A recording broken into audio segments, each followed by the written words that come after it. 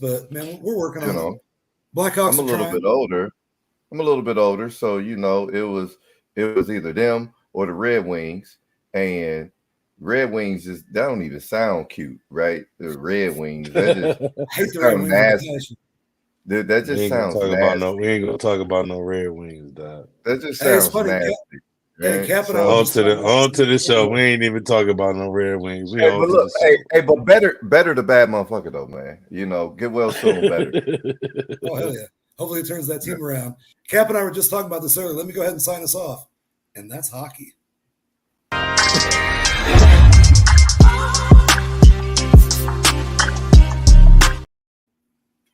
hey, hey, welcome back, ladies and gentlemen. Y'all know what it What's is. good?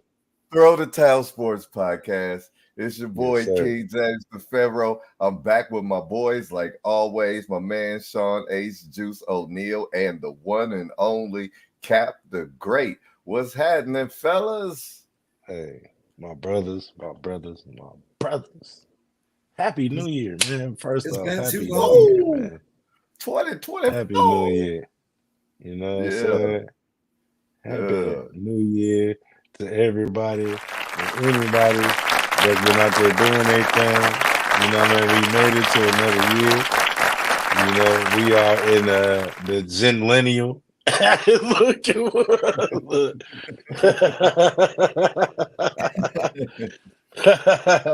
No, man.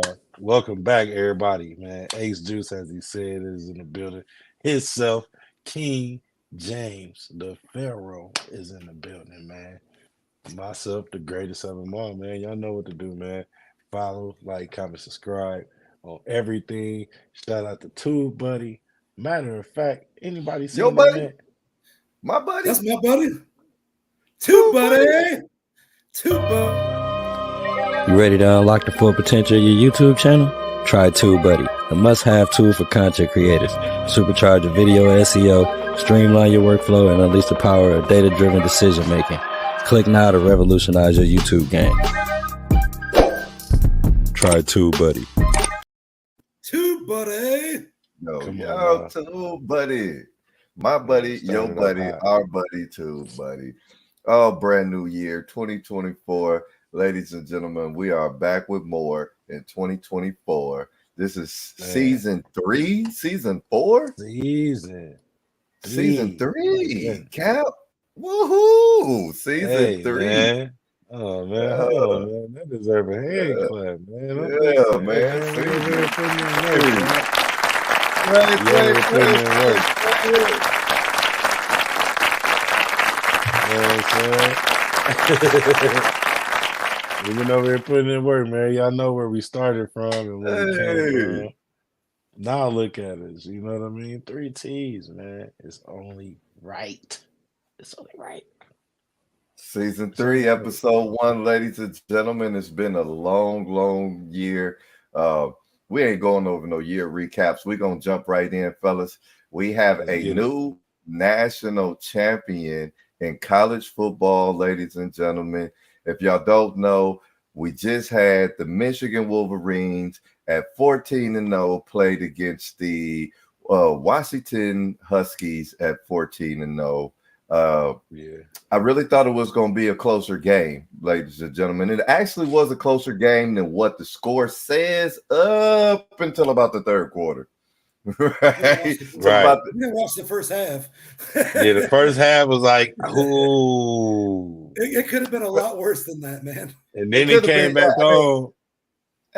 I mean, I'll be honest with you. I'm gonna be honest, dog. I'm gonna be honest. I'm gonna be like 100%. Michigan got off 2 good plays in the first half. That's all. I mean, it was 2 big run plays that, you know what I'm Yeah. saying, kind of caught the Huskies off guard. Besides that, I didn't really see anything too impressive to make me feel like the game was out of hand.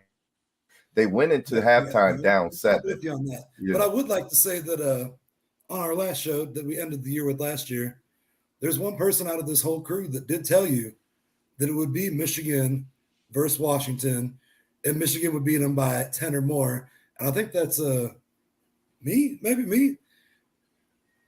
Look, one thing that we really don't give a fuck about is Michigan. Who said Michigan was going to win? I can't believe you Especially just with stole them good green seconds ass away from Notre us Dame. just to say something about Michigan. That pretty ass. What you got on your chest on right now? No, Talking, I'm not saying that I'm a Michigan fan. What I'm saying is that man, wait a minute. What'd you say? You're a Michigan man. What did he say? No. A Michigan man? He say a Michigan man?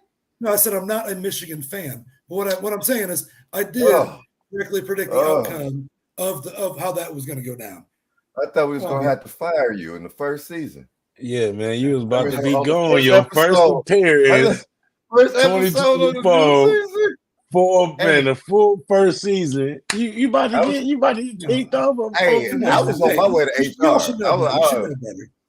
Hey, bro, I was don't go to HR on them, bro. Don't go to HR. I was on my way to HR. Don't go to HR on them, bro. How the fuck we hire a Michigan man? I was the minority. He would have said Michigan and New England in the same sentence. Then we had something to talk about. Then we going to HR. We going to HR. We ain't even responded. I'm leaving. Before the show started, I was walking around looking for my little mascot just to start some shit. he would have going straight to the upper deck. And he'd have wondered why his link wasn't working. He'd have been sending texts, guys. My link isn't working. I can't get on the show, guys. What's going on? Changed, buddy. Anybody seen the show? Anybody seen the show? The show's still going? Don't worry about it. We got a Michigan. Yes. Ace Juice called it. If y'all go back and y'all look at the last show, Ace Juice did say he had Michigan pulling this one off. I don't blame him. I mean, they had all the moves. They knew everything. They had been cheating all season. They knew all the calls. Not just this season. It's been going on. But, I mean, I guess this is what I don't understand. So I seen an article. So they've been in there sneaking in there like, oh yeah. We've been watching all y'all film. Hey, I got the film right here. Y'all come on in.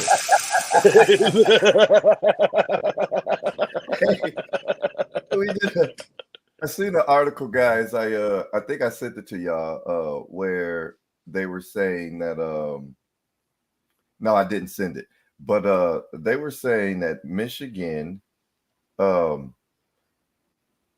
it was fair.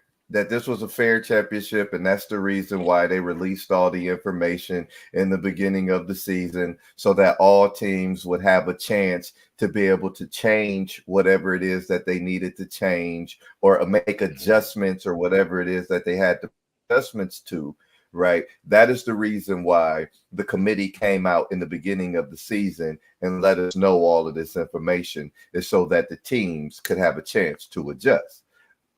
Dog, I ain't trying to hear that bullshit, dog. You get caught cheating. I ain't trying to hear that shit. No, I'm not hearing no. And then you got cheat, you got caught. Like there's no oh, we didn't do it. No, you got caught. That's why you were suspended. You got caught. Like you got caught. Like just live up to it. Separate. This is what gets me. It's those were two separate events, bro. Two separate events, bro. One recruiting, right? And the other one. You can't buy a man a cheeseburger nowadays, though. Come on, man.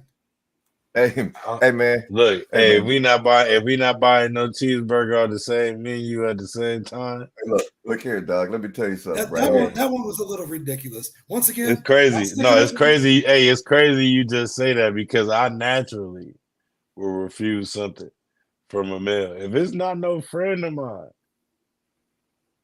I'm gonna refuse it. It's like if it's not one of y'all, it's gonna get refused. But see, like someone like me, man, if we're just like out to lunch and you're like, no, I got it this time, and I know that all I ordered was a $9. Did you hear the key word you said? Us. You said we are out to lunch, right? A $9. It's a we. Shit, you know what I mean? Like that's right. You think I'm so if I got a $2 thing and you got a $9 thing. Or I got a $3, $4 thing. You got a $9 burger, and then I got to pay your bill. Hey, it's nice knowing you, my friend. No, what I'm saying is, if we're talking like literally just talking a fucking combo meal at Wendy's Like that's some bullshit, bro. Yeah, no, Hey, but yeah, I'm on my way over. Are you hungry? Like I'm hungry. I'm gonna stop by Wendy's. yeah, Yeah, let me get that number 2. You know what I mean? 2 patties, Sprite. And you bring that over and you're eating food, you're eating your lunch. Well, that's not how it happened. But I'm just saying, that seems like some hoe shit to get suspended for like 3 games for. But that's not what happened, though. If Nope. that's what happened, then I'd be like, damn, he just grabbed him some Wendy's on the way to go. But that's not what that's not No, he what took happened. him to a place on campus. Like, Right. whatever. Yeah. You know what I mean? Dog, come on, man. If your son is being recruited, right, and he's like, dog, let me take you over to this spot, man. I know this spot, dog. It's on me. Don't worry about it. First and foremost, don't suck no dick while you're there. I mean, you shouldn't be going to Michigan anyway if you ain't trying to suck dick. Just say it. That's what you do in Michigan. That's what it's. But yeah, that's true. What? Hey, look, yeah, that's true. So anyway, caught cheating twice. Once for recruiting, once for actually sending people to other games to steal their signals. Busted. But Connor however, Stallions. Yeah, but however, that's our national champion. And I got a feeling that's the reason why we're getting into what I'm finna say. Nick Saban stepped down and retired and was replaced by Washington Huskies head coach Kalen DeBoer. I really think Nick Saban stepped down because he's feeling like, there's the next subject we were talking about is the transfer portal and the NILs. That's one hell of a Nick Saban. That's one hell of. He's been real vocal about it in the media and everything, like at SEC Media Day. He basically, like, what was it, last year? Basically was like, look, Alabama people that are supporting us, we don't have enough money to pay these people. You need to step up and be like, who do you call it? Texas A&M? Or so, I think he called out Jimbo Fisher at Texas A&M or something like that. No, he was. I think it's. I think it was Texas. It was Texas University, wasn't it? I don't think it was A&M. Was I thought it was Texas. Well, A&M's in the SEC. Texas will be in the SEC next year or whatever, but A&M was already in there. I thought he called out Jimbo Fisher at A&M. It was Fisher. It was Fisher. Jimbo Fisher. Man, they've been bumping heads up with each other for a while now. You know what I mean? Honestly, if you think about it, the game's changing, man. So like these old cats that are used to winning, hard-nosed football, that's who Alabama is, It's why it's time for them to hang it. To the point in time where Alabama, who used to be able to get everybody else's about neither one best player, like whether they're going to sit on the bench or not, they're like, oh hell no, we're going to get 4 rings, like 4 rings. Well, see, this is get drafted. This is the issue. Alabama ain't got it like that. Is what I'm saying. That's the issue. So the issue is this now, right? When you don't got it. When Nick Saban had the game in the chokehold in recruiting, you see what I'm saying? There was no transfer portal. There was no NIL. So what? Yeah. The best running backs you knew were, you got to compete with Alabama. The best quarterbacks, you got to compete with Alabama. And if you look at the linebackers, all those years, you'd have to compete with Alabama. All those years, half those guys are Pro Bowlers. Offensive line, defense, it doesn't matter what position. Well, man, look, first of all, overrated quarterbacks have all came out of Alabama. You can't name one quarterback up out of Alabama that's got a national championship right now. Don't worry, I'll wait. Second of all, Tua Tagovailoa. He ain't got no Super Bowl. Oh, you said national championship. You didn't say Super Bowl. But that's what I mean. National championship in the NFL. Fuck college, nigga. Alabama got all kind of man. Fuck up. I'm talking about their quarterbacks. They've never had a quarterback. I'm sorry. I'm not a big fan, and you're not gonna sit here and I will debate you all motherfucking night with this. But you're not gonna tell me. You're not gonna tell me that Alabama had some of the best this and the best that. No, running backs. Alabama just not. Linebackers. And Alabama is really known for wide receivers. Alabama's really known for their wide receiver. They got a couple. They got a couple more than the linemen. Yeah, and running backs. But wide receivers would be third up. Wide receivers would be third up. Wait a minute. But y'all talking to somebody that I will debate y'all. Go look it up, y'all, on y'all computers. Now, you talk about wide receivers, you got to go out west, right? You want to talk about where all the wide receivers are coming from in the NFL right now. Most of the top wide receivers have came from out west, right? Of course, you got your those ones and those twos. I mean, But how long has that been happening? most of them, you're gonna get them from out west, right? The other big names are coming from what's that? The Big East, Big Ten. What's the one that's got Ohio State, Michigan, all of them fag ass niggas. Big Ten, the Big Ten, right? But Alabama's not that. They wouldn't have. But this is what I'm saying, right? Alabama was known for getting to the ship. No matter what, Nick Saban is going to get you to the ship or get you to the playoffs, right? Once this NIL and the transfer portal opened up, now me over here at Georgia, us out here at Texas A&M, it really don't matter if we have money, right? If we have the money, if we have the weather that these kids like, right? And if we have an opportunity to tell this kid he can start, right? And he's going to get a look. Oh, Alabama is no longer a factor.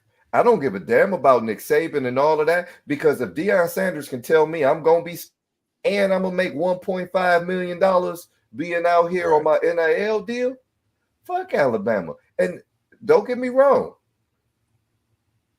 The reality is these kids ain't thinking about winning ships. They thinking about NIL deal and playing time.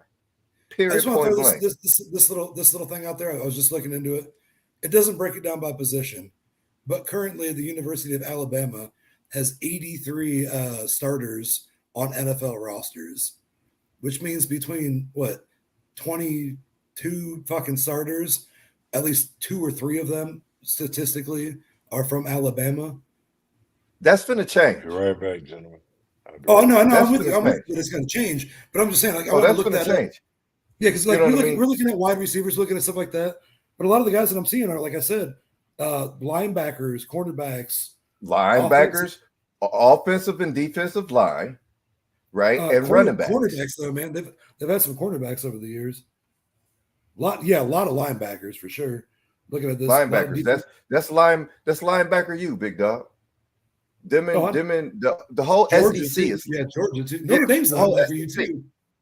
The whole Notre Dame SEC is solid linebackers. well. Notre Dame is tight end you, linebacker you. You know what I mean? Definitely. But there no competition to the SEC though. Yeah, just being honest. I just got to put that in. No competition to the SEC when it comes to linebackers. But that's all changing. It's over with. And Nick Saban, being a smart guy, I never said he wasn't a smart guy. Nick Saban, being a smart guy, knows, hey, it's time for me to get out. Oh, absolutely. You know what I mean? Yeah, no. It's time for me to get out. You've been seeing it in his press conferences over the year talking about such subjects. I'm 100%. I mean, he knows he wasn't supposed to be in the playoffs this year. It was supposed to be Georgia. And Georgia would beat Michigan. And Georgia put a fucking statement out there, too, in their game. And Georgia would have beat Michigan, and the playoff committee knew that. I think so. I think so as well. Yeah. So, yeah, we got that happened in college football. Nick Saban retired. He was be replaced by the Washington Huskies head coach, Kalen DeBoer. If I may speak on this real quick. Yeah. I think that is the best move Alabama should have done. The second I heard Nick Saban was retiring, in a world with social media and everything else, NIL, like you're talking about, transfer portal, they were so smart that news broke on Tuesday or Wednesday, that within 48, 72 hours, they already named the replacement. They're like, look, just in case anyone is wondering, Nick Saban is going to retire. Here's our replacement. He just went to the national championship.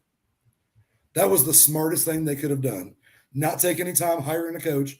You get a hold of that dude, you're like, you just made it to the championship with a lesser team, in my opinion, than what we have. Come on down. Here's the checkbook. Make us relevant again. Yeah. I knew that they weren't going to promote somebody like Tommy Rees. They weren't going to do something like that. They're not fucking crazy. I was expecting a big name like a Lane Kiffin or Jimbo Fisher, just some, stereotypical name that you hear get all these coaching jobs to possibly be in line for that. They did bring up Notre Dame's own Marcus Freeman, like he would be on the interview list. I'm going to go ahead and be honest with you. As a Notre Dame fan, Marcus Freeman's my dude. If Marcus Freeman were to leave for Alabama, I wouldn't be mad at him if they're giving you that much more money, this, that, and the other thing. Go make your paper. But in that exact scenario, had Marcus Freeman done this hypothetical scenario, if Freeman did that, you are given up your career before it ever started. You have a great opportunity at Notre Dame to build, this into something, and you're doing a great job so far, recruiting, everything else. If you were to just hop into deep waters, Hey, don't you the talk SEC that? Don't with you talk that Texas evil and over here, everybody Ricky coming over Bobby? the next couple of years, I think that his career would have been over before it started. What's Hey, he going knew on, better man? than that. First I mean, off, he's at the university that could pay him just as much money as any other university. Yeah, you see how I'm So coming that- from. They're like, in my opinion, so that may- I'm not saying Notre Dame's got it easy, but if you want to know what you're made of, you're one of those cats. Yeah, let's hop right into the SEC. You don't want to do that plus, now. Build up that's your not legacy, bro. As a that would Notre have been Dame a fan, I would love to suicide, see like you Marcus said. Freeman for 20 Like you years. said, that would have been a suicide move of his career. In my right? opinion, I think so. It automatic. That would have been a suicide move for his career, coming from first of all, leaving the prestigious university that you're at with the clout, with all the stuff you got going. That would have been worse than when Brian Kelly left to LSU. You get what I'm saying? Brian Kelly, that's what I'm saying. Freeman has not. Very good analogy. So I would have never paid that no attention to anybody that knows Marcus Freeman and his philosophies and the way he feels about Notre Dame. That wasn't even I don't see Marcus Freeman leaving Notre Dame for any job but Ohio State. And that's the truth. I don't see him. I know your look on your face, and I feel that, but I'm just being honest. The man is an alumni, right? The man also played there. Ohio? The Ohio State. The man I don't know how you doing that. The man damn near won that word. He damn near won a national championship with him. You get what I'm saying? So the thing is this. If he had an opportunity to go to Ohio State, you think he wouldn't leave Notre Dame? I'm pretty sure they're gonna give him hell of a and I'm gonna be honest. They're gonna give him that bread. I mean, he basically beat him. The reason Ohio State beat Notre Dame is because he beat himself, right? Three times. He beat himself every single time we lost to Ohio State under Marcus Freeman. He beat himself. Well, granted, the first one was a bowl game on like 4 days' notice. That's what I'm saying. Yeah, I respect that. You're jumping in. None of these players are your players, right? So, and let's just be honest. Marcus Freeman's first year is next year, right? Let's just be honest. Players. Yeah, I'm with you. Yeah. No, this is Marcus Freeman, right? No. Listen. Marcus, Cap, what he's talking about? His first year, his actual first year will be next year. Those will be all of his recruits. Those will be his recruits coming in. Right. Yeah. Every player that will be on the team next year will be players that was recruited by Marcus Freeman. Not other than seniors. Yeah, other than seniors. Right. Juniors and seniors. Right. Yeah. Right. Instead of having those leftover players, those rollovers. It's starting to roll over though. Right. So I mean, I'm just being honest. One thing I am confident in and I feel comfortable about is we ain't never got to worry about that coaching carousel for about the next 3 to 4 years, unless this man just has 2 bad seasons, 2 terrible seasons. Right. I want to see him in the next 20. I don't think we have to worry about anything. Well, I said that because his contract is for 4 years. Oh, I got you. He got 4 more left. So that's college. Good. I wanted to talk about this guy you brought up. I mean, I seen him on social media. Ace, I'm gonna let you roll with this one because I can't wait to see how this gonna go. Right, but Kaniga, the white nigga. Right, I can say that. Right, Kaniga, the white nigga. Right, so there's I'm just gonna go ahead and call my guy Noah all day. That's Noah. Noah Kaniga, spelled taking K. the world by storm this past week or so, man. Spelled K nigga, right? K-N-I-G-G-A. You're not even gonna try to figure out a way to say it. It's actually pronounced Kainiga, right? you I still wanna can't know- say that though. I can't even say If, that. no, if you want to know the actual pronunciation, I looked him up. I was checking him out. I seen the interview he did. So The way his you- name the way is you- pronounced just the way like you- Knife is, huh? Knife, yeah, for real. But the way you pronounce his name is Noah Kainizer, right? That's how you pronounce his name, Noah. That's just for Kainizer. safety protocol, though, man. Hey guys, man, You look can't here, put man. that reservation in at a restaurant. You can't. I- And then hey. a family of 5 white folks shows up. You can't do it. You can't do it. Look, guys, right? I love saying "nigga," right? I love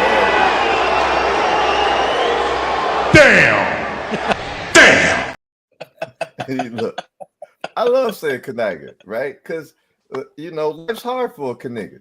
You know what I'm saying? It's hard for Life's hard for a nigga out here, dog. You know what I'm You see, saying? he's a 2-sport athlete, though. He can ball too. So I'm gonna let you take over on my man Noah Kaniga. Tell us about him. So, I am personally. I know we all have roots here. I am located in South Bend. This high school cat named Noah. Noah who? He's been taking over the internet lately. Noah who? You know what Noah I'm talking about. Come on now. Where you from? And it's because he's a multi-sport athlete. He's actually Where he being from? recruited by universities such as West Virginia. But Where is he's he getting from? taken over for his name. Where is he from? It's Indiana. I don't know where. Hold on. Lawrenceburg, baby. Is that right outside of India? Hey, that's where they Lawrenceburg. made gin at. That's where they Yeah. make that Seagram's gin. Yeah. See, that's where Noah is from. Noah and his Christian Noah who? Orthodox family. And he's a 2-sport athlete. Noah who? He didn't build the ark, but he's building up quite the social media presence as we go on every day. And My RG3 nigga. just interviewed him. You want me to say it? I'm not going to say it, motherfucker. My I know nigga. both y'all right now are just waiting. I told you, Kanija. Look, I'm just going. His mama named just Noah. say Noah. Just say His mama Noah named Nigel. Noah. I'm just going to call him Noah. That's all I'm saying. That's my nigga. My nigga. My nigga. If you know, you know. Can we move on from Noah? You need to disappear for a minute. You need to recuperate. Hey, speaking of Nobody knew what you RG3. were doing. Nobody knew what you were doing. You know, I'm strong. I'm not angry. Hey, I don't care whether you're around. hey, before where or not. RG3 I'm when not we need using him though? I'll say it. Hey, I can't say it. RG3 said, nigga can ball too. But did you see every time like, That RG3 nigga can said, ball too. He said, "So how do you pronounce your last name?" Like, every time he's asking the questions to bait him, and he was That man like, said "Oh, Kanija. that was the most fun interview I've seen in a long time. Did you They need to see cut it out. And he pronunciated it absolutely. Kanija. Kanija. I still can't say it. I'm white. He must be He's Nigerian. He a He's white right. Nigerian. He can say it. I can't say it. No, He he a ain't white. that, but He a white Nigerian. No, he No, can say. he He from- can tell you what his he's last from name is. Lawrenceburg. So that means he's definitely white. I've never met a brother from Lawrenceburg, and I'm from in. look, Where is the goddamn rest it. of his family? At? Y'all know where I'm from. Shit, I was born and raised in this motherfucker. Where's the rest of his family at? I've never met a brother say, I think "Hey, they're dog, like I'm a from 7th generation. Lawrenceburg." Something. I don't know. I heard the My whole name connection. Kanija. Look here. Yeah. Shout out to Noah Kaniga, my nigga. You know what I'm saying? Okay. I love. Hey, good luck. K-Nig. Good luck. Keep representing the state.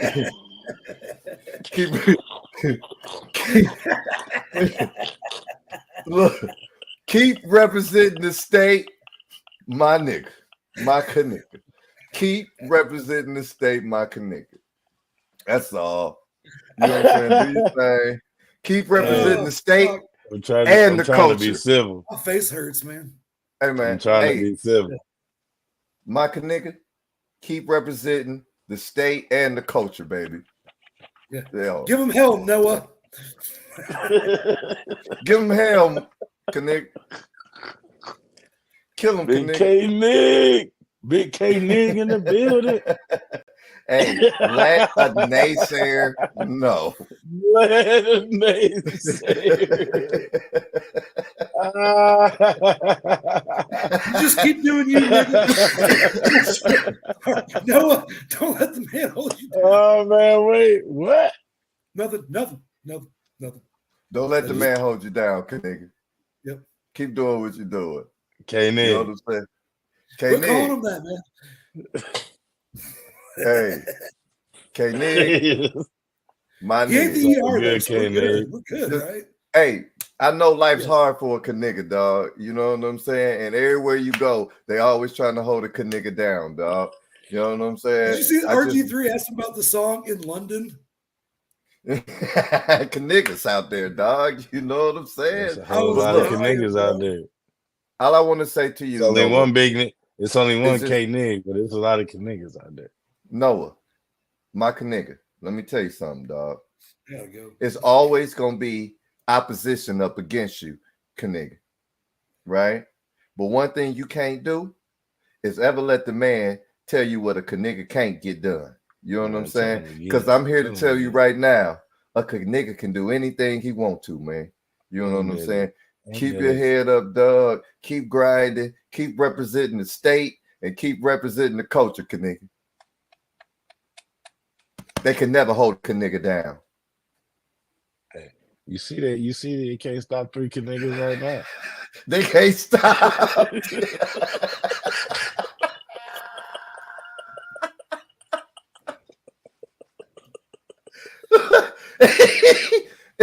And do me a favor. Remember, you in the state of Indiana. If you ever get pulled over, keep your hands on the steering wheel, Knig, and do whatever they ask you to do. All right. And make sure your license and your registration is on the dashboard, nigga. That's right. Knig lives matter. No unexpected reaches. All Kniggers lives matter, dog. You only want the nigga. Hey, you only got one nigga. Yeah. Life's You only hard. got one Can we move on, nigga. please? You Oh, can't.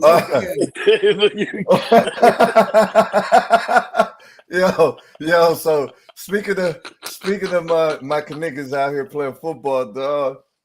Man, speaking of Saturday. the nigga committee, Tomorrow and Sunday, dog, jumps off NFL This one's wild gonna be card crazy, weekend. man. You know, we jump off NFL wild card weekend, ladies and gentlemen, this weekend.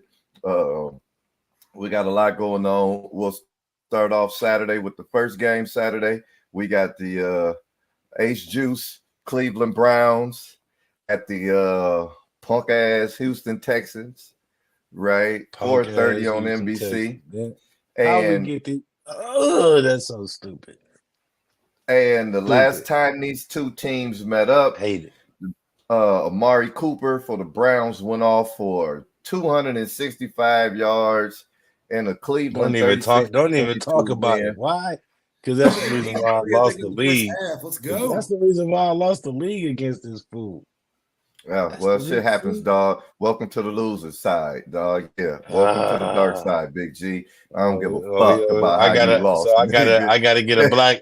I gotta get a Black Hawk sign to go in the background. There. Hey, Look, let me get it. Let me borrow your Black Hawk sign. Hey, it's my nigga, right? Do me a favor. The chosen nigga. The chosen nigga. I'm trying to keep this. The chosen so look, nigga. CJ Stroud didn't play the last time the Browns met up. Casey Keenum was terrible. Case Keenum threw like 15 interceptions and shit. Or replay. Right. And we got the team with the most turnovers in the NFL playing against, that's the Cleveland Browns, your squad. Sorry ass team. Playing against the team. Sorry, when are the Colts playing this weekend? They playing Ladies and at the gentlemen, he crib. does not know what to say because my They sorry ass I'm team telling you is where in they the playing at. postseason, They and playing at is sitting on the bench, crib. sitting on the sidelines for throwing in their third down running back when the season was on the line. Let's just move on. What we're talking about? How do I feel this game? We were will talking go? about the Cleveland Browns that have the most turnovers in the NFL going against the Houston Texans that have the least I'm turnovers in taking the Houston. NFL. Right?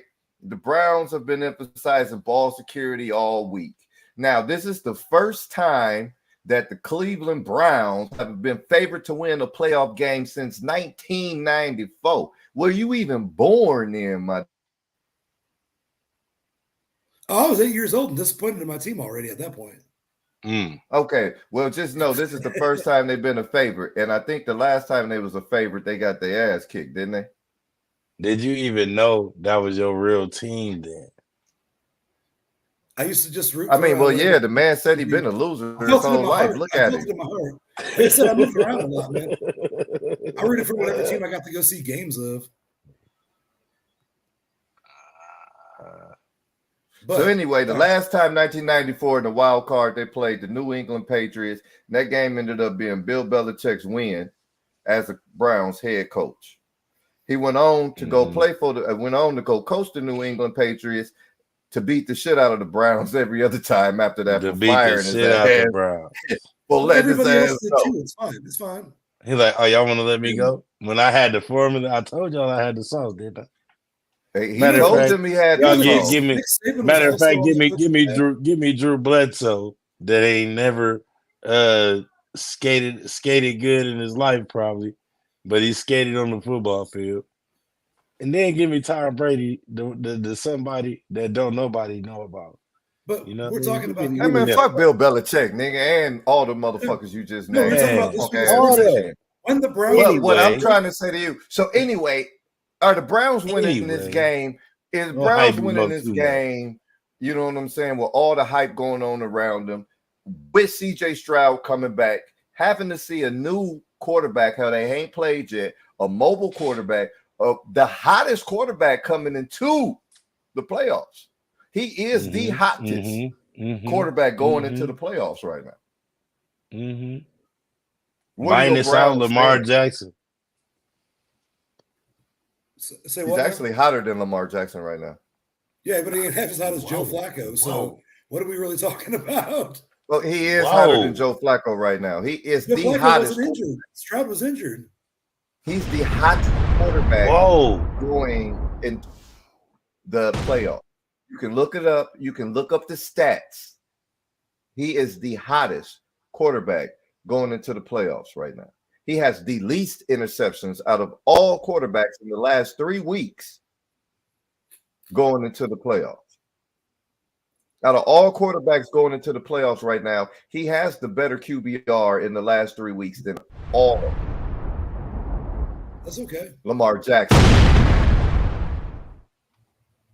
So, yeah, go ahead. Where do your Browns stand tomorrow at 4:30? So let me throw this out there.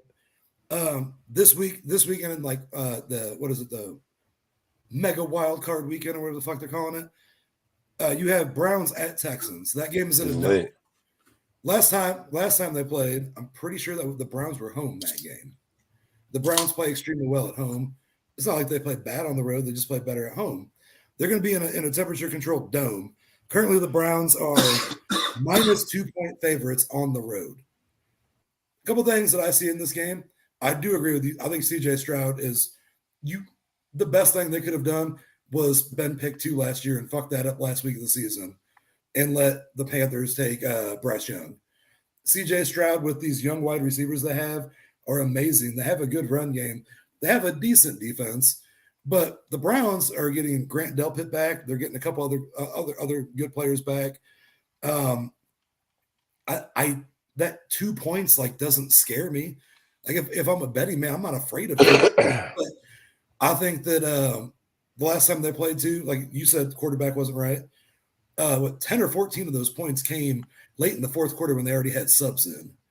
Joe Flacco was undefeated in his career on Wild Card Weekend. I don't hate the Browns' chances going into Texas. And honestly, out of all the teams that we had an opportunity to play, it would have been fun if we could be having this Colts conversation. And honestly, I had a lot of Colts players on fantasy teams. Nothing but respect for the Colts. I was fucking with you earlier. But I would rather the Browns play the Jaguars than the Texans, because Texans are punches and bunches and splash plays. And Denzel Ward might have hurt himself, Pro Bowl corner, might have hurt himself earlier in practice this week. That could be a problem. But I think the Browns, I'll take the Browns in this. Like I wouldn't be surprised if they lost. It's not going to be a blowout, but I'll take the Browns in a hard-nosed football game. I would say something like 31-28. That's pretty high. So you taking the over. I didn't even look and see what that was. I haven't checked in on that, but I don't have those odds in front of me. But I would say that last time they played, I mean, the Browns started off really hot and everything, but then they started doing what they do and fizzled out towards the end because they got comfortable. And I think there was a 44 and a half. They got this at 40. What was the last game? Can you tell me that by any chance? No, but if you click the link in the notes that I send you guys, that is kind of, yeah. I had to put that out there, ladies and gentlemen. I do a lot of work on this show. Y'all don't understand. Like we have a script, ladies and gentlemen. So I got to make sure I talk a little shit when these guys don't use it, right? I don't use it. I got my own tabs open. I'm ready today. But yeah, the spread is -2 for Cleveland. The over/under is 44.5. Say it's a 4:30 game. I like. Yeah, see, dude, I was pretty close. Last time they played, Cleveland won 36-22. That's what I said. Points. Yeah. It's not going to be that. Yeah, I'm telling you right now, Amari Cooper is not going to get 265 receiving yards. Oh no, not whatsoever. Njoku's been going crazy. Right, he's not going to get 265. If you were to set your own over under, where would you set your own over under at? Like, how do both of you guys see this game playing out? Houston by 7. Let me get like a score prediction. Just for like an Houston by 7. Like total. Which mean the game. I like 44.5. You like that 44.5? Right. I like 44.5. That's total, right? That's total, right? Between both teams, right? Yeah. I like 44.5. I see 21-20. I see 21-23. I see 17-21. I see Houston by 7, man. That's what I see. I'm getting ready to blow both of y'all out the water. I like that. I like everything y'all saying. I like Houston by that too. I like Houston. I like Houston +2. I got Houston by a field goal. Wait. Are we moving into parlays? No. We talking about the game. The game has a spread. The game has a. But no. I'm taking Houston +2. I like Houston. I like Houston at home. Unfortunately for you, we are what you call them, sorry ass Colts at home, not watching, not in the playoffs, but we played that twice. If it's one thing that I do know, that team that y'all getting ready to go see, that y'all think, oh, we're gonna walk through them like we did before, ain't that same team that y'all put up. 36. They made the same Texans. They made the same niggas. No, them niggas over there, right? Yeah, that's them some K niggas over there. Them ain't no niggas. That team that you're getting ready to go see out there in Houston, right? That team is pumped. Not only is they pumped, but they have absolutely nothing to lose, right? Nothing. That's the crazy part. The Browns, nothing, are playing for history. They playing for ain't did nothing in the last few years, right? So they got more pressure on them than the Houston Texans, right? The Houston Texans at home too, and I'm just gonna be honest, it is very hard to beat the same team in the NFL twice in one season.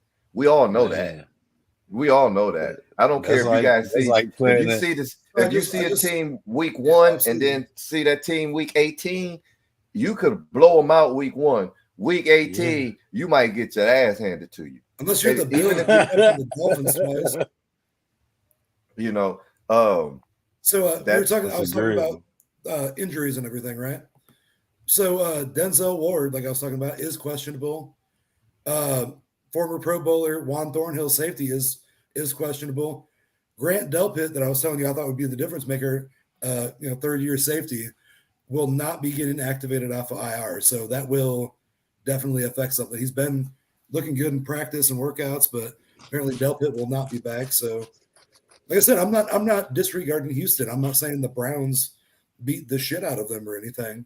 But what I'm saying is that I think the Browns Myles Garrett and the boys are going to show up, and as long as we prevent big plays, I think they got that. Vegas is telling you a lot by telling you that's a 2-point spread and making the shit the way not they only a 2-point spread, but here I'm gonna break it down to you. The Texans are 9-3 against the spread this season in their past 12 meetings, and I mean they're 9-3 against the spread in their past 12 meetings against the Browns, right? Yeah. I don't really like that. I don't really like that number because that doesn't sit for what's going on right now. The Texans what are I will- 6-3 at home this year. That number Yeah. is the one I was getting ready to get to. The Texans are 6-3 at home this year, and Browns are 3-5 away. and they finished strong at home this year. Yeah. So I don't know. I'm leaning 24-21, right? I'm leaning 23-21, somewhere like around that there. 45.5. Yeah. I like that 45, right? I'm gonna be honest. You're not going to hurt my If- feelings if you say you think the Texans win. I got the Browns Texans win. winning. Oh, I got Okay. the Texans winning. My thing is the officiating, the flags, right? We got two of the most penalized teams in the NFL right now going up against each other. And one team has the most turnovers in the NFL, and the other one has the least amount of turnovers in the NFL. But they both are the most penalized team. This is going to be, I'm taking the under, right? I'm taking under that 44. Right? If they're not right at that 44, I'm taking under that 44. That's why I like 44.5. I'm taking the under. And I You like think the offenses sputter a little bit. Yeah, definitely. Okay. Definitely. You know, you got the hype, you got the playoffs, you know what I'm saying? Both these teams. I'm with you. And this You kicks know. off a super wacky, wavy, inflatable tube man wild card weekend. So Yeah. I'm with that. So we got you got Garrett who wants to make sure that his team don't lose. You know, he's not in here. First messing team all around pro with this year, Myles Garrett. Shout out to Yeah, Myles Garrett. shout out to Garrett. Shout out to Garrett on that first team all pro. A man amongst boys out there. Yeah. So we'll see. With Ward and that injury, I don't know about that. That's and Thornhill are the ones that get me. That's huge. Ward is one of the top cover corners in the NFL. So yeah, if he's Denzel out, Ward you can put him on somebody that could be an issue. Denzel Ward is a Stroud can run huge too. piece. You didn't have to worry about that last game. That's why I have Houston by 3. It is the footwork of Stroud. They didn't play Stroud last time. They had Keenum. They ain't even on the same level, bruh. They ain't even on the same level. So, all right. So, like, this isn't like even trying to start any shit. We can just move on real fast after this. You know that the Browns shut down Lamar Jackson? I don't give a fuck about who the fuck they shut down in their division, nigga. You know we beat the shit out the Texans. Hey man, nigga, what you over here talking about? Do you know the coach beat the Texans? I'm talking about CJ Stroud's scramble ability. You know the coach beat the Texans? MVP Lamar Jackson. All the time. You know the coach beat the Texans? All the time. You know the coach beat the Texans, right? All the time. And that's division. That's division, right? What I'm That's saying division, is, though. That's division, right? Yeah, and And the Browns are swept, in the same swept your division. The Browns swept the Browns- AFC South. Yeah, I don't no, I don't want to give a fuck about none of that. What I'm talking about is the Baltimore Ravens are in the Browns division, correct? yes, absolutely. And the Browns. So I don't give a fuck who they beat in their division. That means nothing when it comes to them playing Philip Stroud. I use that as a counterpoint to you saying that CJ Stroud might just be able to take off whenever. I'm more worried about Stroud's arm than I am Stroud taking off as a defensive coordinator. This is the difference, right? This is the difference. When you're stopping Lamar Jackson in your division, you've seen this. We know that lineup. We know that play. I've seen this before. Oh, they just took this number and put him over there and took this number, put him over here. But it's the same formation. We know that formation. We know that cadence, right? When the Texans come over to play the Colts, right? We know that formation. We know where you're going with this. We know he likes to run the ball, stop, and then look to the right. Like, those are little things that being in the same division, you know what to look for. When you're playing, that's why they would be. So you're proving up. What you're saying is that because the Browns play Lamar Jackson that much more, that's why they know how to stop him. Okay, no, valid point. Okay, no, I'm 100% with you. That's why I don't give a fuck about the Browns stopping Lamar Jackson. Okay, tell me the Browns stopped. Tell me the Browns stopped Patrick Mahomes. Tell me the Browns stopped. We played them in years. But this is what I'm saying. When you when you want to talk about a mobile quarterback, right? Yeah. That the Browns have slowed. It don't tell me about the one that's in their division. That doesn't count. No, I got you. That makes sense. Yeah, no, you know like what I we mean? were. That's like if the Pistons were to beat the Milwaukee Bucks, I would not be surprised. Right? Yeah, and everybody they understand the game plan. No, I'm with you. You play them 3 to 6 times a year. My original point here was that I'm more worried about Stroud's arm than his legs, because if we could stop probably the MVP of the season, Lamar, from taking off, I don't think they should have a problem taking off Stroud. But I understand your point. We know the Ravens better than we know the Houston Texans. So and Stroud doesn't.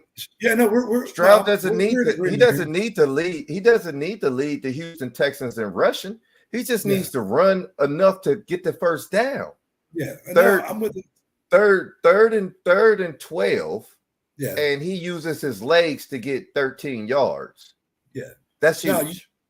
You said me right. I was comparing an apple to an orange. Yeah, So I mean, but I get what you're saying. I would feel the same way too. We stopped the MVP. Yeah, but he's in your division. Yeah, so we know him better.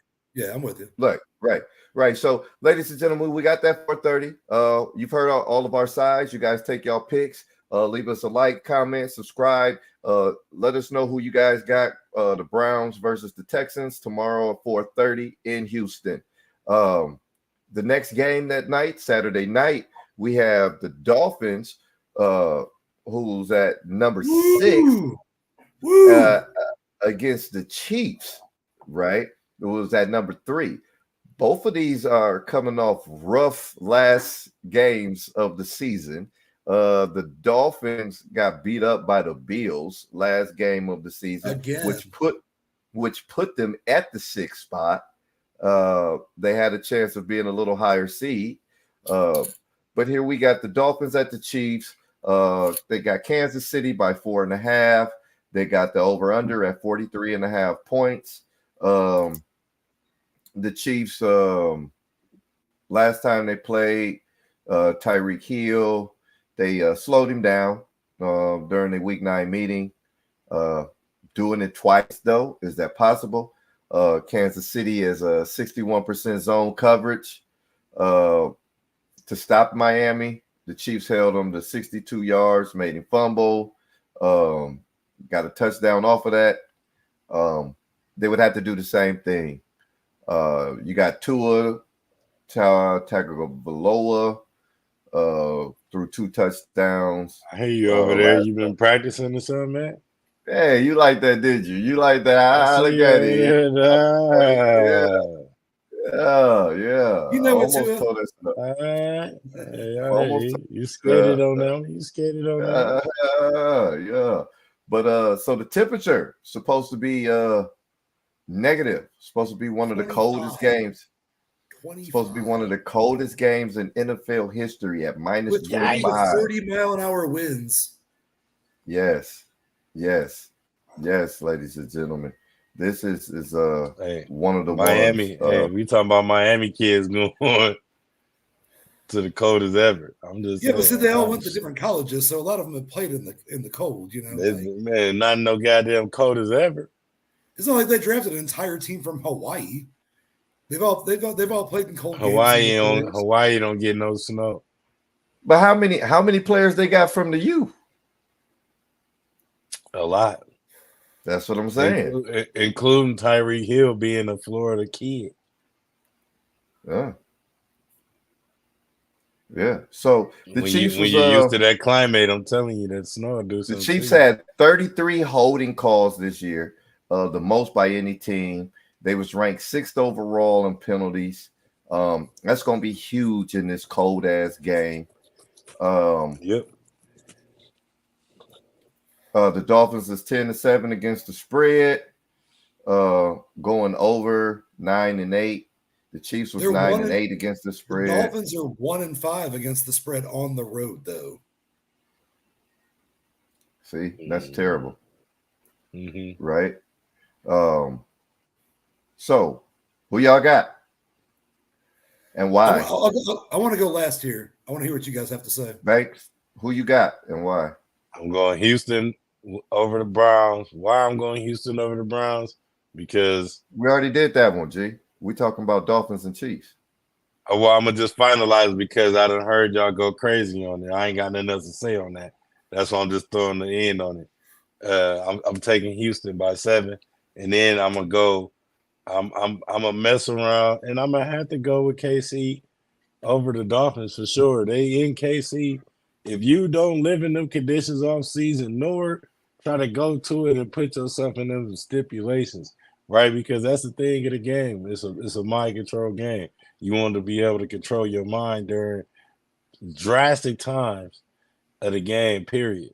And being in KC under the coldest conditions ever, one of the coldest games about to be played ever in the system of the NFL. Yeah, they're talking about that. Yeah. You might have wanted to go to Alaska somewhere and get in an ice bath outside your log cabin. They were saying drink some blended coffee. Try all the coldest stuff possible because you about to step into something. So I'm taking KC by 3. And I'm saying by 3 because we know how tricky it is when it's cold. And you either going to catch the ball and run. You're not going to really run too much. It's going to be a lot of defense. So I'm going to take KC by 3. And because Dolphins don't really got defense in the air, nor do they really have it on the ground like that. They got a lot of offense. KC got way more defense experience. They got the linemen to do that. And like I said, when you live in them conditions and you used to practicing, playing, waking up in that, it's a different talk. You're talking about practice. All Not right. even a game. We ain't got to talk about practice. Practice, yeah. All right. Well, this is where I'm going with it. So I'm going the opposite route. I'm taking the Miami Dolphins, and this is why. Like I told you guys who and why. So I'm taking the Miami Dolphins, and this is why I'm taking the Miami Dolphins, right? They lost that first game against Kansas City. They shut down Tyreek Hill, yada, yada, yada, blase scoop. We already talked about it, right? Well, this is one thing. I'm not going to lie to you. The Dolphins have the number 15th pass defense. They allowed 221 yards in passing defense and 27 touchdowns, right? Compared to this is compared, that's number 15, compared to the number 1 team, who is who? Who's the number 1 passing defense? Oh, wait. my God. I can't believe it. I can't believe it's quiet. The Browns. Okay, it ain't. The Browns have the number 1 passing defense in the NFL. told If y'all y'all that didn't know that, before. I don't know how Pretty you. flawed, I was waiting on you to come in and He tell said it because of me. you. He said I it was because of in the you. bathroom, my bad. The whole reason I brought it up is because the punk ass Browns has the number 1. I couldn't cut it off and run back and be like, switch has be like, yeah, motherfucker. Like, I was listening, but I had business to attend to. I'm sorry. Said he was the gonna number come 1 back pass like, defense is the Browns. yeah, he was gonna come back with the hat on. So the Browns. I'm sorry. The Browns, Anytime anybody watching ever sees me go to avatar mode, I'm doing something and I don't want anybody else to know. It's nothing. Pause. Gotta run to the restroom. Gotta do something. Anyway, the Browns allowed 164 Doing something else. yards. I don't want nobody the else knowing Browns- what I'm doing. It's crazy. The Browns only allowed 164 yards. The Dolphins allowed 221, right? But the Dolphins had the number 10 defense when it comes to rushing, right? Only giving up 318 yards. And part of that's skewed now because Bradley Chubb's out, but they signed Justin Houston this week, former multi-time Pro Bowler. So that'll be interesting to see how that transition works with him and the rest of the defensive line. So with that being said, I'm going with the Dolphins for this reason. The Dolphins have the number 2 or 3 rushing yards in the NFL right now. If they aren't the number 1 rushing team in the NFL right now, I don't have that stat pulled up right now, right? But the Dolphins, everybody forget they got HA, they have Mostert, right? When you're looking at a game, okay, but when you're looking at a game, right, where you're talking about temperatures at minus 15 degrees, a wind chill blowing at this round, I mean, that ball ain't gonna be soaring in the air. Yeah, okay. That ball ain't gonna be soaring in the air. When you go, I'm not trusting. I don't even know who the running back is over in Kansas City, right? Isaiah Pacheco. Pacheco and Jerick McKinnon. They got like 3, but so when you exactly Pacheco the main one. But when you tell me Pacheco, A-Chain, I'm taking A-Chain, right? And then when you look at the defense of the Kansas City compared to the running defense of the Dolphins, I just told you the Dolphins have the number 10. The Chiefs have the number 1 rush defense. They only allowed 289 yards this season, right? But this is the playoffs, right? Can they still make trade? Is the trade deadline up right now in the NFL? Oh, you can't make no trades. And the Chiefs. Can you sign somebody right now? You can sign a free agent. You can sign a free agent. You can sign a free agent. You can't trade for nobody. What if they sign Derrick Henry right now? It don't matter, man. You can't bring nobody in one day before and you'll ask that motherfucker ain't gonna do shit. You say Jim Carrey? No, Derrick Henry. Derrick Henry. And you can't. He's not a free agent. He's not a free agent.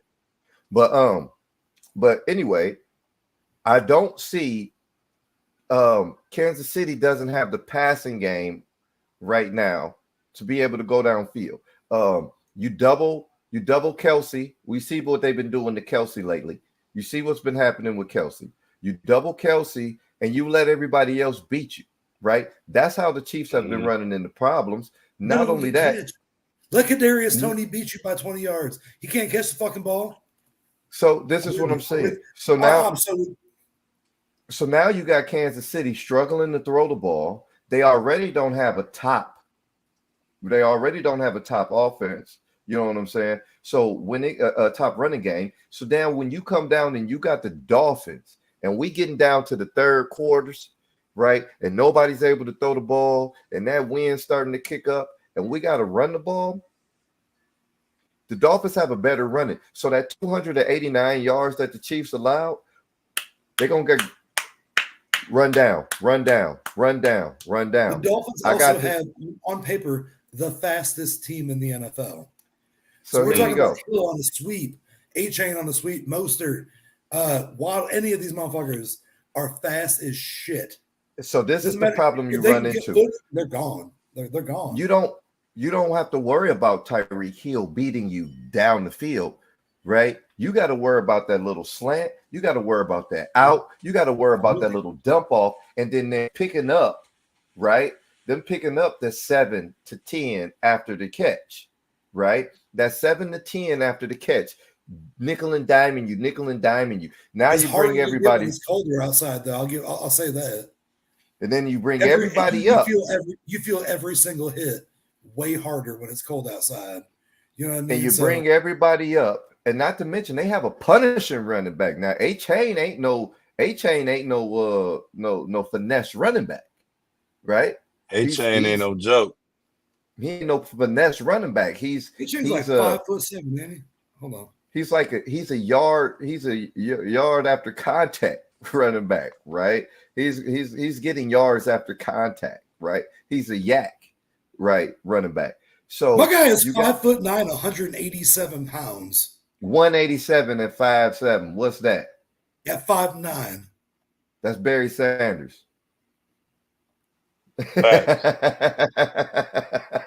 All day.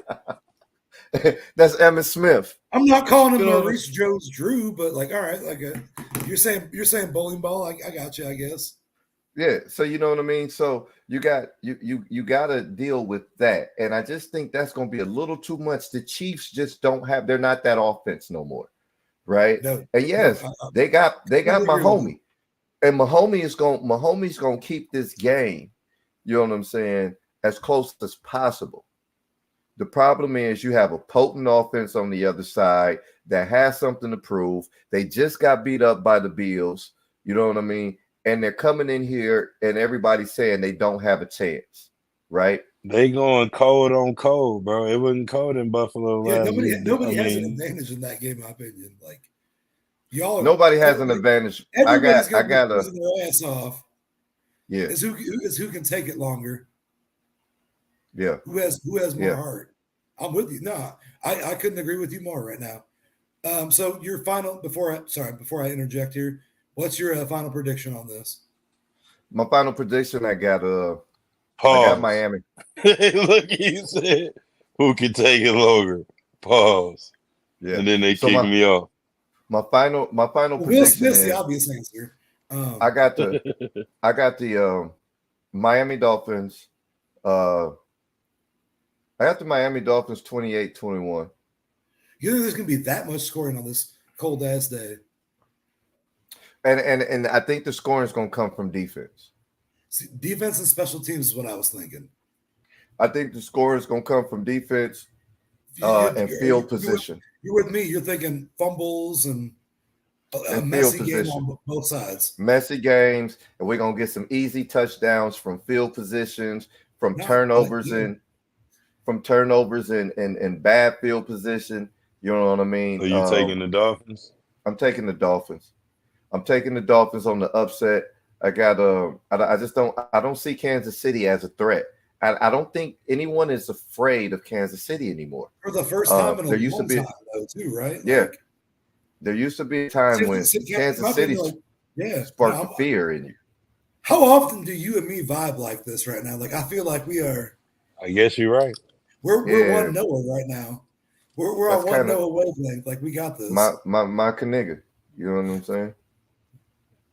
Yeah. But I will go ahead. As long as you ain't talking about them punk ass Bulls, man, we good, man. You know, ladies and gentlemen, y'all wasn't on earlier. Yeah. No. All I said was I never get home in time. Like I work nights, everybody, and I never get home in time and actually enjoy like the NBA League Pass that I have. So I've been a Bulls fan my whole life. We talked about that earlier. Anyway, fuck the Bulls, man. Who you got for Benny the Bull in a mascot outfit, backwards, made a half-court shot on the first try. He stopped mid-court, stopped, picked up the ball, shot that motherfucker over his head backwards, nailed it, and then went back. That's all I'm saying. And Double O's like, I'm not even impressed. You didn't see it. Like, I've never seen the Pacers mascot. Sorry, where I'm talking. Benny the Bull should start for the Bulls, is all I'm saying. But back to NFL. He should, because they're that terrible. They should have Benny the Bull out there on the third lineup. And that's mascots. That's no, honestly, this Chiefs Dolphins. Who you got? Game, the Grammys are in like 3 weeks. Travis Kelce needs to be with his boo. Travis Kelce, Chiefs, please fucking leave and do whatever the fuck you want to. I want to root for the Dolphins so bad right here, but this is I don't know, man. I think this is going to be a closer game than people think, but Chiefs at home is in the cold. I can't go against it. I would love to see the Dolphins win, but I'm going to go Chiefs 24, Dolphins 17. What's that little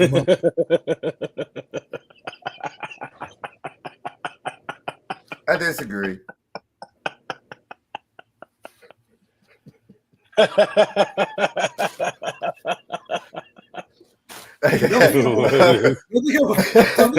the hell is y'all doing bringing these motherfucking mascot wars? Motherfucker. I'll go digging for the next 10 minutes. Y'all bringing these mascot wars to the goddamn show.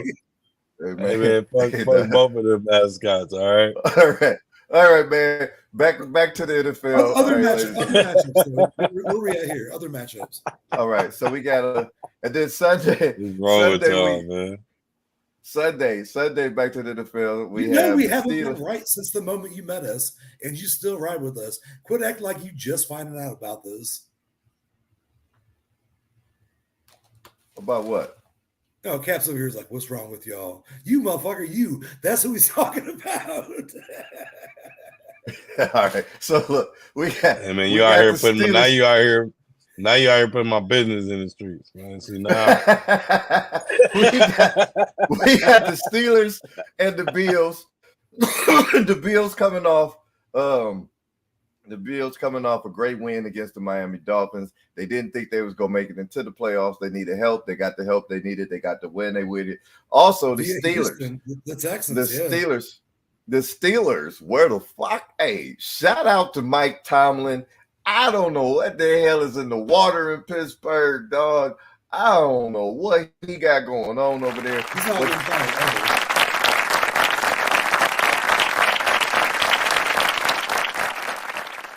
He was a white man. They call him Bill Belichick. This man has been killing it, yo. The man has not had a losing season since he's been the head coach of the Steelers. He has not missed the playoffs, but what, once or twice? He got rid of Matt Canada. I want to say it's like twice. No, it might not be twice. I think it's only once. He's never had a losing season, I don't believe. But I think it's only once that he's missed the playoffs since he's been the head coach. Yeah, and that was still with a winning season. And that was with a winning season. Yeah. Shout out to Mike Tomlin. My nigga. Straight up. So the road to the Bills and the Steelers, like we talked about, it took them a little crazy way to get there, but here we go together. Both of them. I don't think we need to spend so much time on this. Who does everybody have? I'm going Bills, dog. Shout out to Tomlin, but I got the Bills. They the Bills. Boy, I love losing Super Bowls. See, the Bills, in my opinion, right now are very similar to a team in the NFC that we'll get to that game here in a minute. And, Cowboys? No, sir. The Eagles? Exactly. The Bills, I never know which Bills team I'm going to see on a weekly basis. I can tell you that the Bills, by all rights, should beat the shit out of the Steelers. Josh Allen starts getting out there and they start doing dumb shit. Weather for the Bills game, 27 degrees, snow. In the next, 48 hours, they're going to get like 6 to 12 inches of snow with 30 to 40 mile an hour winds at game time. That's a defensive game right there. And I hate the Pittsburgh Steelers with a passion. I have all my life, but I'm not saying they don't have a chance to win that. For viewing purposes, entertainment purposes, I would much rather see the Bills win, but I'm not counting the Steelers out in this one. Man, fuck that. The Steelers don't have TJ Watt. They without Alex Highsmith. That's fine. TJ Watt's They're out. Alex Highsmith is out. I don't know. I don't see it. Man, believe it or not, I'm going with the Steelers. You need to cue up that pow pow pow. I'm saying I don't care who wins this game. Honestly, I could see this one going either way, and this is honestly between that and the. I mean, it's a pretty even game. There's a couple games Both like teams play in the cold. Both teams I'm taking the Bills. Play in the cold. I'm taking the Bills with the minus. They in Buffalo. They're in Buffalo with 27 degrees. We're expecting snow. I mean, Stephon Diggs got them right cleats on, man. It's gonna be a long day. If he didn't, so it doesn't matter. But yeah, 30-mile-an-hour plus winds. Man, it might be crying over. It might be crying over a W because you put them right cleats on. Once again, he's gonna steal the show. We were talking about that. I'm going Bills. Rain, sleet, or snow. Dolphins Chiefs game is gonna be cold as shit. This one's gonna be windy and snowy, so visibility may be a factor. We'll. I mean, you said some key stuff in the beginning, King, that Mike Tomlin hasn't had a losing season. And he hasn't lost in the playoffs, not but once, having a winning season every season. So, hey. He ain't won the Super Bowl either, though. Ooh. Wow. Yeah, he did. Yeah, he did. Yeah, he did. I think Tomlin's got one. Yeah, he's got one. He's got one. Yeah, like early 2000s. He's got one. He's got one. Ben Roethlisberger. I think he went back there again and lost to the Packers that one year. Ben Rapeless. They lost. Yeah. Yeah, no, like I said, he's got one. I got Bills. But like I don't think we need to spend time here that much either. I got Bills. I got the Bills. I got the Bills with that 10. I got them beating them 28-13. I got a high scoring game. I got the Bills running it up. I just like the Bills at home.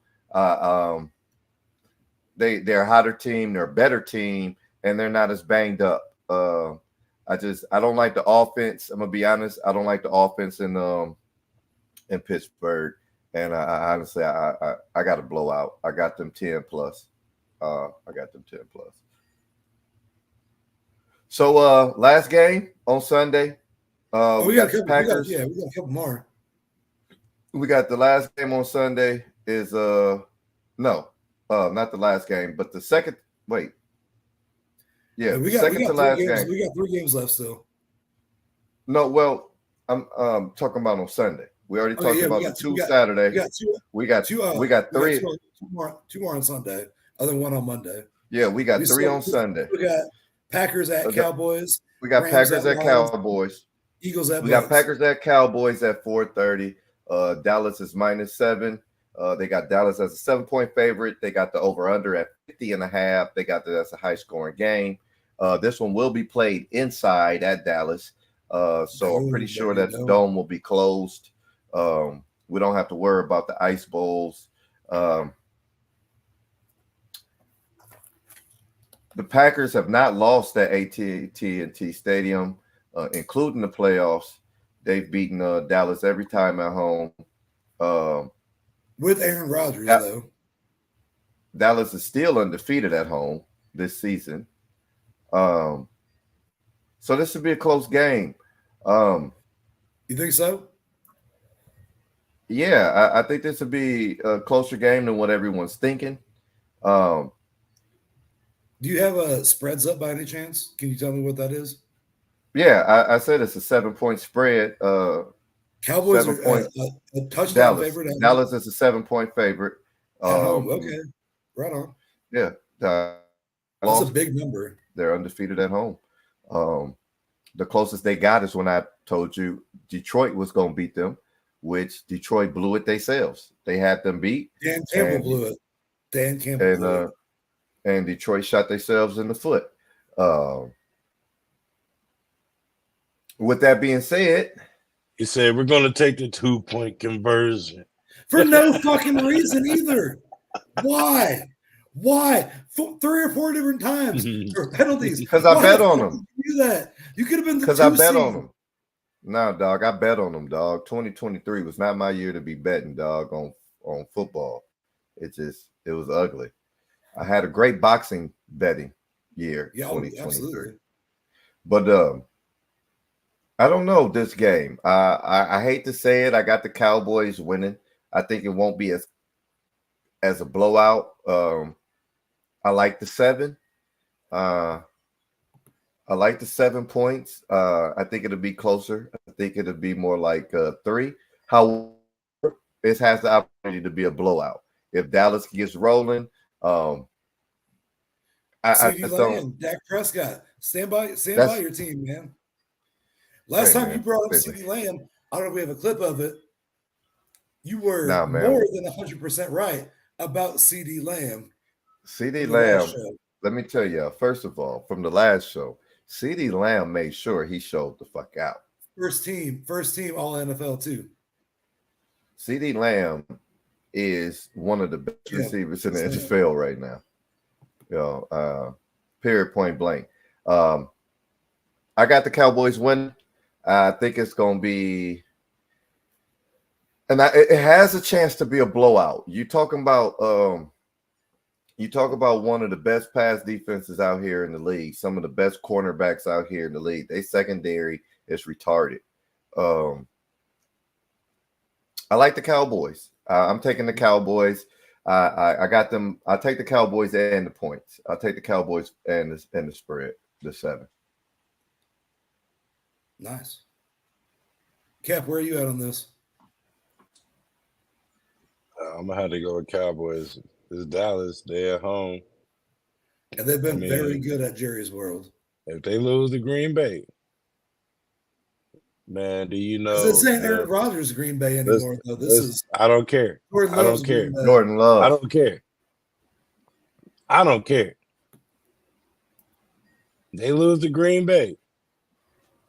They're not gonna hear the end of my mouth. That's all I'm saying. I don't care I don't care how long you've been a Dallas fan. I don't care how much you've been believing all season. The first thing I'm gonna say is, I told you so. You got Dallas. What you got, Ace? I don't want to reveal any information from where my parlay at, but also at Jerry's World, I'm going to go Dallas. I have no reason not to. You're in a dome. I think the Packers could show up, but being located by Michigan, Illinois, we get Packers games here on our local TV all the time, just for no fucking reason. Like they just drown us with Packers and Bears in South Bend, Indiana. So I have to watch a lot of Packers games, and I will tell you that when you're a team that loses a lot of games, you get a lot of airtime. Sometimes that's stupid. Y'all are from as it may sound. As stupid as it may sound. Wings, etc. Shout out to a local brand, Wings, etc. No. I don't. There you go. There you go. They got Packers shit all over. They ain't paying us for that. I think the Packers at one point in the season might have been able to beat the Cowboys. I don't think they're beating this version of the Cowboys. I'm going to take the Cowboys, and I don't know what the spread was, but I think at home at Jerry's World, 7. I would maybe go more than that, but I'll be comfortable going 7. Yeah. We're all in agreement. Cowboys. What do we Cowboys. got next? Last game Sunday night, we got the Rams at the Lions. You got the Matthew Lions. Stafford homecoming. There we go. Yeah, Matthew Stafford coming back to Detroit. He gonna get booed like a motherfucker. They gonna boo the shit out of Matt Stafford. They gonna boo the shit out of Matt Stafford. They gonna boo the shit out of Matt Stafford. You better boo the fuck out of Matt Stafford, and then if you're winning in the fourth quarter, put up a video package during the commercial. Boo him so bad that Casper pop out somewhere. Boo him so bad that his wife gets on Twitter and starts making a scene before the game starts. Because that's all she ever fucking does. So you got Matthew Stafford against Jared. Matthew Stafford against Jared Goff. Jared Goff playing against his old team. So both of them got traded for one each other. So you got each quarterback playing against their old squad. This is the Lions' first game. This is the Lions' first home playoff game since 1993. Both of these two they got an enclosed stadium. Yeah, it's a dome. Yes, it don't. Both of these quarterbacks were former number 1 overall picks. They got traded for each other. Both of them got traded for each other. So this is a that's a fun matchup. Nice, yeah, very, very fun matchup. All right. I got to take the Detroit Lions on this one.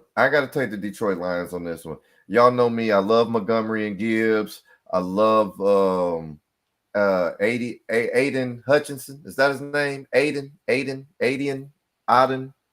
Hutchinson.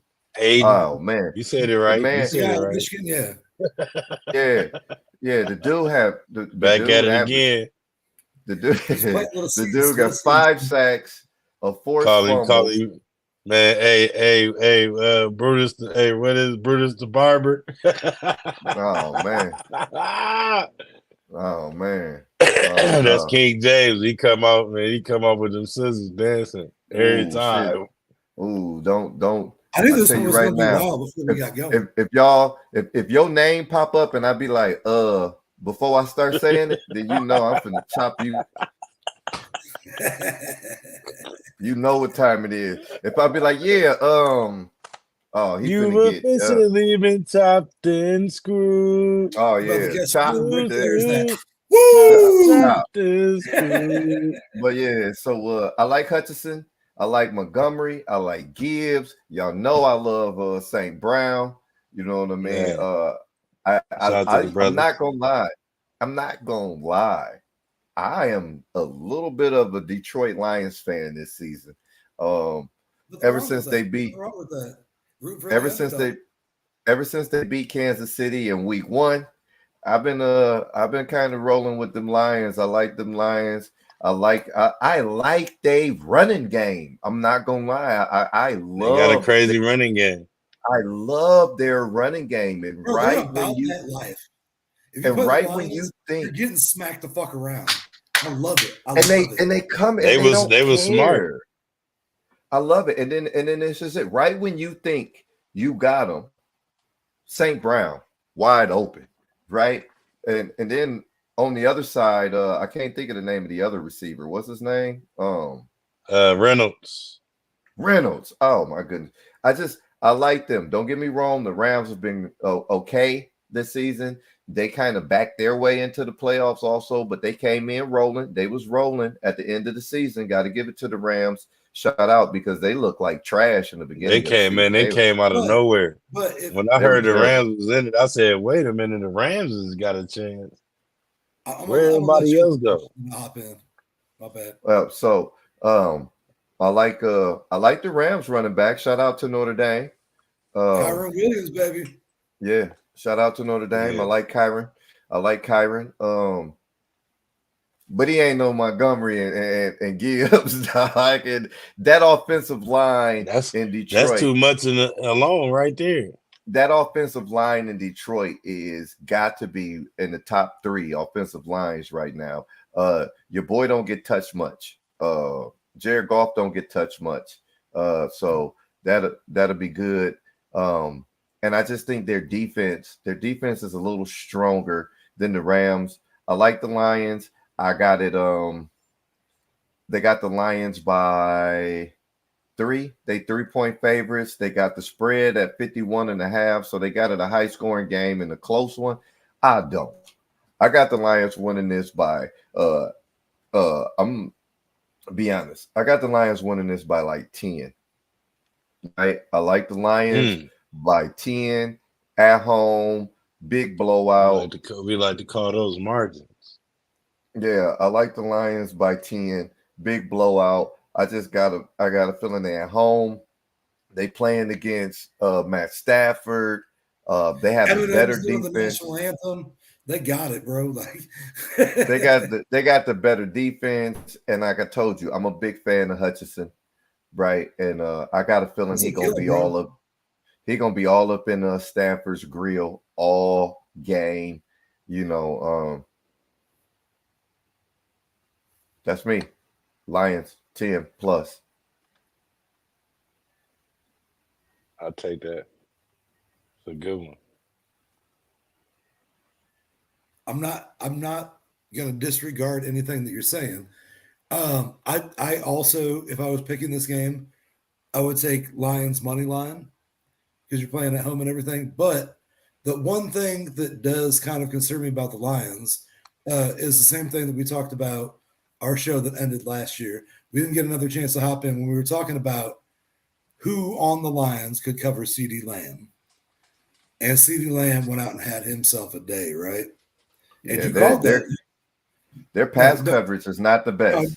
you can go ahead and a little bit. You called Yeah. it, and he had him a career day and reset two of Michael Irvin's single season records, including a single game record off of a Hall of Famer, Michael Irvin. So go ahead and pat yourself on the go ahead and pat yourself on the back for that one, because I'll do it for you if you don't. You know what I mean? Yeah, But, I seen that. I seen it. I seen that. No, Yeah, you were I 100% called that. right on that. Yeah. But are we not talking about something that could be a potentially similar monster in this game? With Cooper Kupp was injured earlier in the season, Matt Stafford, we've already, like, in this entire season, he's been taking an ass whooping. He's proven this with the Lions, man. He's been proving it with the Rams. He can take an ass whooping. What you were talking about with Aiden Hutchinson, how much of an ass whooping can Stafford take? I think that's what this comes down to, because you were talking about in the Cowboys game, for instance, CeeDee Lamb blowing all these motherfuckers out, and sure shit, he did it. You got Cooper Kupp and Puka Nacua that have been blowing motherfuckers out all season. Puka Nacua, I think, broke Megatron's all-time rookie receiving yardage and touchdown whatever record. Like, not saying that Puka Nacua is him by any means, but Stafford can slam that thing. So, and the Lions have proved that they give up yardage. I think this game is a lot closer than what a lot of people may think. Personally, I would take Lions just because you're at home and because Dan Campbell is going to run through a fucking brick wall for y'all. And even though he failed them against the Cowboys, that the last game we talked about, and that wasn't the Lions team's fault. That was 100% a coaching decision where he did something fucking stupid for whatever reason. And y'all lost that parlay because of that, and that was stupid. If Dan Campbell can humble himself and learn from his mistakes and ride this wave out, I think he'll be okay. But I think this is a high-scoring game both ways, man.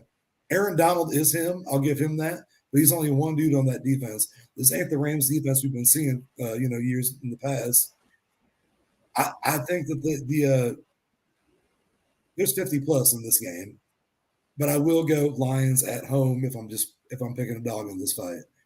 But don't think that Matt Stafford, even if you kill him, is going to lay down. He can be out there. Stafford can be out there in a wheelchair and he'll come back, and Puka Nacua will still go 5 for 79 and 2 touchdowns. Don't this ever is act it. like that.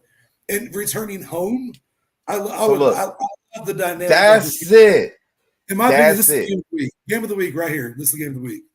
That's why I can't go with it. Matt Stafford stunk up the place when he was in Detroit, right?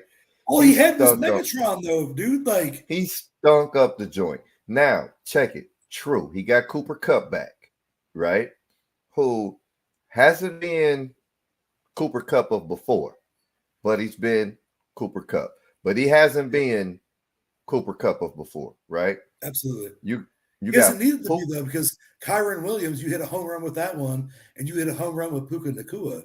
So your offense has shit to begin with. You got two tight ends that are actually worthwhile.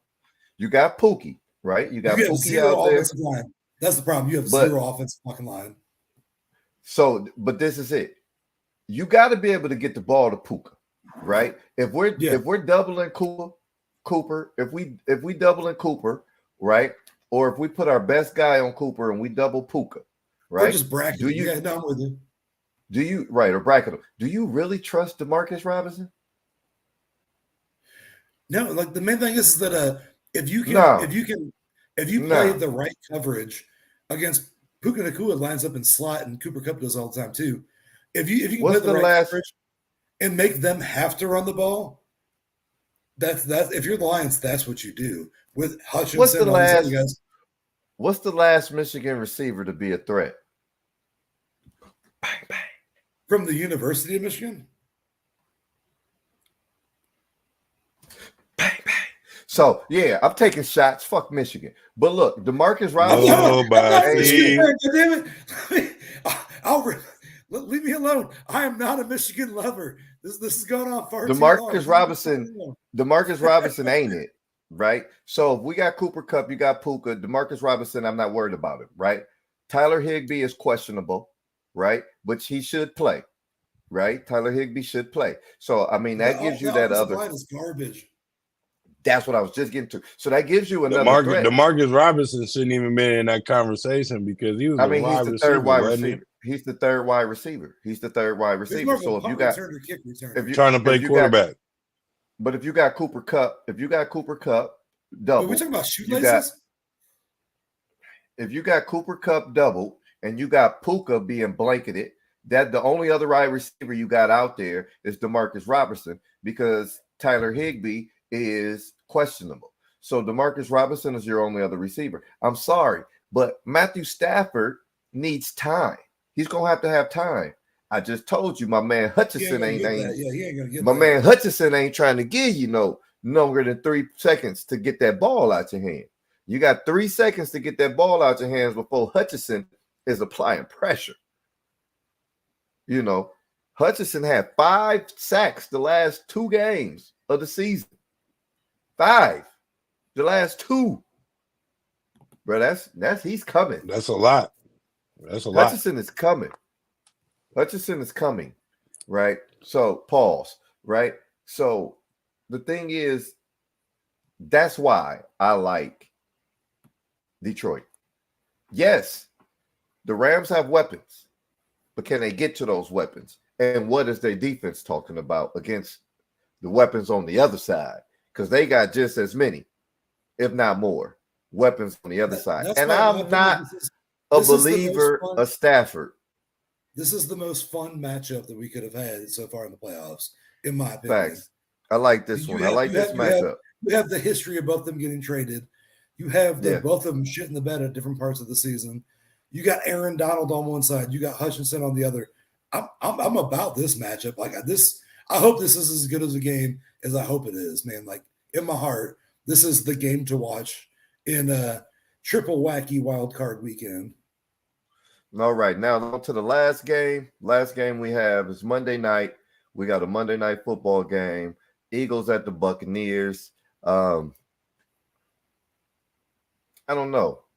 You got the Eagles as a 3-point favorite. The spread is set at 43.5 points. This is a week 3 rematch.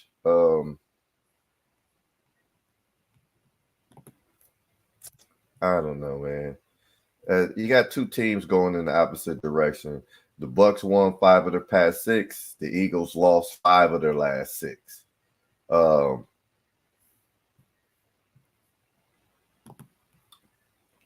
don't know, man. Flip a coin. Flip a fucking coin. This a pick 'em. You know, this a pick 'em. You got Rashad White is running well. That sounds like a put up or shut up to me. You know, the Bucs got to do something. Last time they played, the Eagles held the Tampa Bay to like 14 rushing yards or something crazy, right? Right. They haven't been that Philly since then. I was saying they run defense then fell off since then, though. You know, the entire team, bro. The entire team. You know, they done gave up 142 a game. 6 weeks, 6-7 weeks ago, you were the best team in football, and you fell the fuck off. The only thing I don't like the Bucs is shit. They got Baker Mayfield, dog. I mean, if you think I'm gonna put my $5, my $10, my $50, my $100 on Baker Mayfield, yeah, dog, you try again. Try again, sucker. That's yourself up and trying. Yeah, I can't see myself putting money on Yeah, I never Baker Mayfield. Baker Mayfield. I just don't. It's not even like home field advantage means anything for the Bucs. You know what I mean? No. I think that we see if we're going to see if anybody on the Bucs is going to ball out, it's going to be Mike Evans because he's a free agent after this year. I got I got the Eagles by 3. All that, yeah. I got the Eagles by 3 on a tush push, whatever they call it. I got them tush pushing into the end zone a couple times. Pushing. Yeah, pause. I got the Bucks coming back, making it a game at the end. You know, trying to fight, being at home. I just think the Eagles will be too much, depending on which Eagles show up. Exactly. That's exactly what it comes down to. Are we going to see the team that made the Super Bowl last year and was getting better up until the end of the season? We're going to see the team that looked like they just gave the fuck up. Like, oh, we're in the playoffs. We're at it now. I mean, not only that, but Baker Mayfield got what, a rib injury and an ankle injury, and then you got Jalen Hurts. He always trying to be extra tough. Jalen Hurts broke his finger or something like that the last game, last week, week 18. He injured his finger, broke his finger or some shit. So, on his throwing hand. So I don't know, man. I'm after the Eagles been playing the way they've been playing. Yeah, I'm with you. It's a flip a coin. I'm taking the Eagles because I'd be damned if I would put my money on Baker Mayfield. This is man. Especially Baker Mayfield that ain't in Cleveland, and that ain't saying much. It's not saying Mayfield got better weapons in Tampa than he ever had in Cleveland. But no, I'm with you. His first 2 years or his third year in Cleveland, he looked decent. One of them years when he came and took over for Johnny Manziel, is that who he took over? Oh, he got the Browns their first win in their latest playoff win in 2020. But Johnny staying to me, it's suspect that the NFL had got to make this schedule. Why are you putting the Bucks and Eagles on Monday night? You have no other competition. I mean, maybe that's why they're doing it, but is that really the end all be all game of the weekend? That fucking Eagles and Bucks? Like, why not put Dolphins and Chiefs there or like something else? You know, like a couple of these games been a better game. You can only stream them. You can't even watch them on network television. Why are we going Eagles Bucks on a Monday to end it? Like that, to me, that the scheduling doesn't make sense. I feel like there's a million other games you'd rather watch than fucking Eagles Bucks on a Monday. And why are they getting screwed and get a short week moving into the following week of the playoffs? Like, NFL scheduling to me is just kind of funny in that instance. Yeah, Dolphins Chiefs, like he said, is going to be on Peacock. One of the better games to watch is actually needing to be streamed. That sucks. But so yeah, ladies and gentlemen, there you go. Cap, who you rolling with? Who you want me to take? Bucks and Eagles. Who you going? Where you at with it? I'm going with the Bucks. Oh, what makes you go with the Bucks? I mean, Eagles been kind of shaky. Then they don't got Jalen Hurts. Who knows how long Jalen Hurts gonna be able to play through that game in adversity? Is this where he show that he got some Pat Mahomes in him? And he played through them hurt. Pause. Pause. Definitely pause.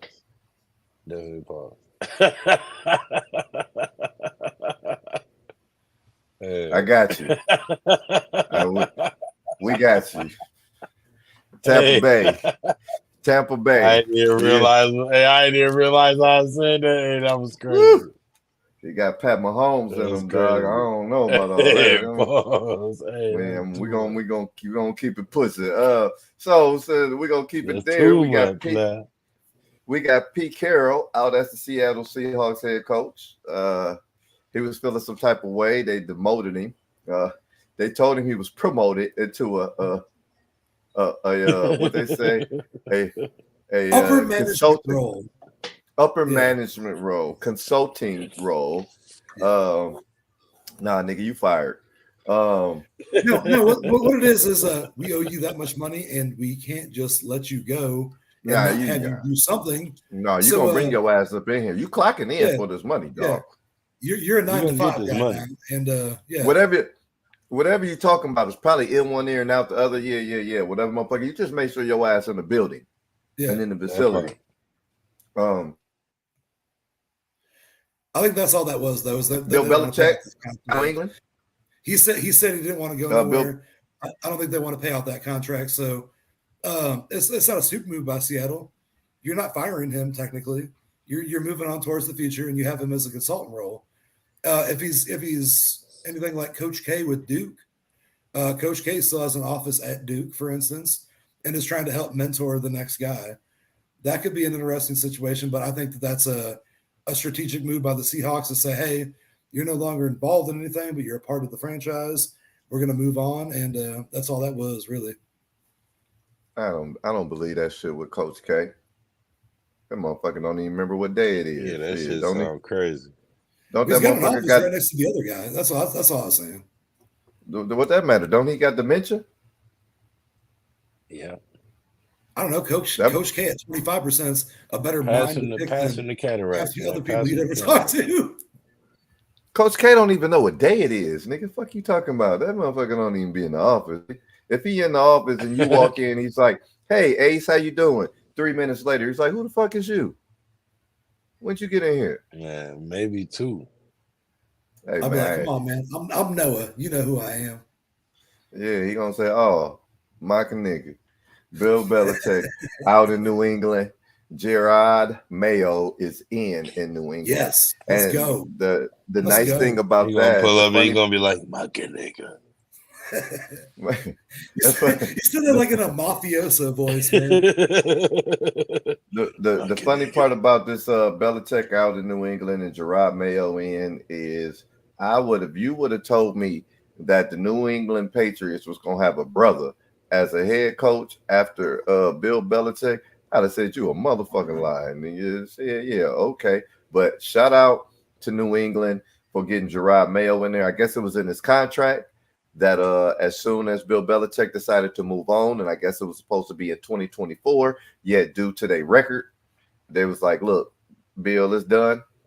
You know, Bill decided to step out. He's going to move on to other places, probably be the coach over there in Seattle. Can we get a hand clap for Gerard Mayo though? For real, like Cap, can we get a hand clap just that we ain't got to deal with the. You actually promoted from within, man. That's a guy that was on that roster for years. He knows the team inside and out. Gerard Mayo, that's a well-deserved promotion. That's not a hand-me-down. That's not nothing. Congrats, Gerard Mayo, man. Like he's been a Patriot for life, and nothing but respect for that guy. He's a bona fide stud. Hey man, get your money, black man. Fuck the Patriots, but get your money, black man. Change the culture in that bitch too. Anyway, suits. So yeah, that's what happened. We got Lamar Jackson, ladies and gentlemen. Is he the MVP? Yes. Oh shit! 100%. I agree. I ain't got nobody else that could be besides Christian McCaffrey. On Instagram that vote for MVP, and out of the five that I've seen that have posted it, every one of them had Lamar Jackson at number 1.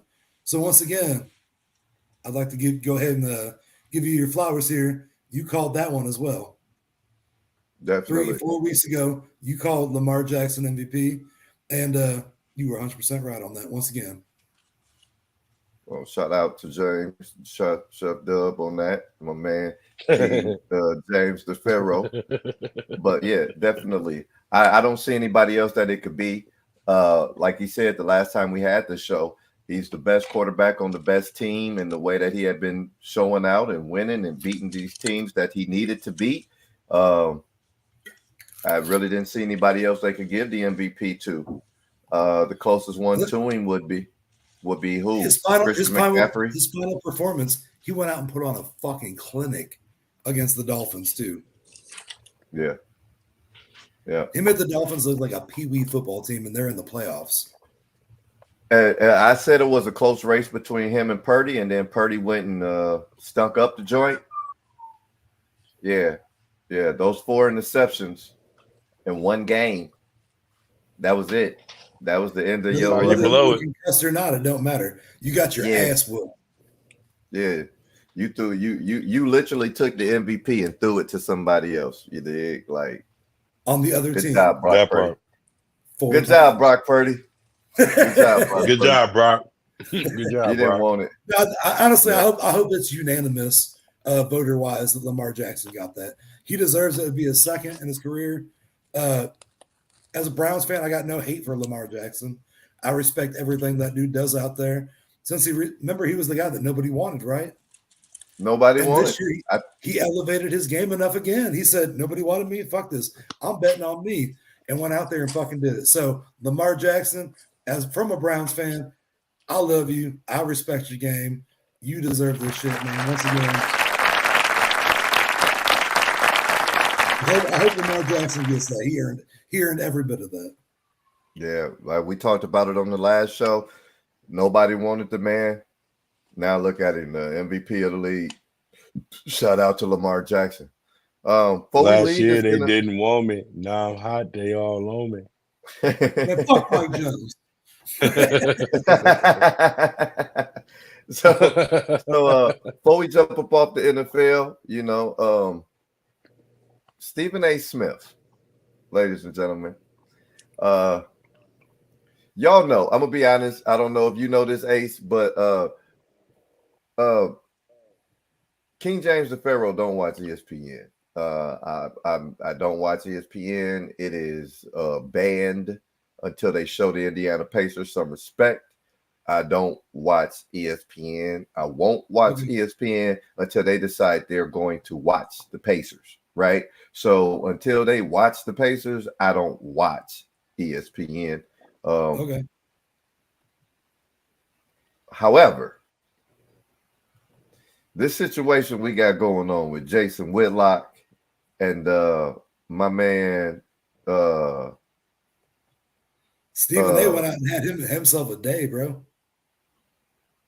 Yeah.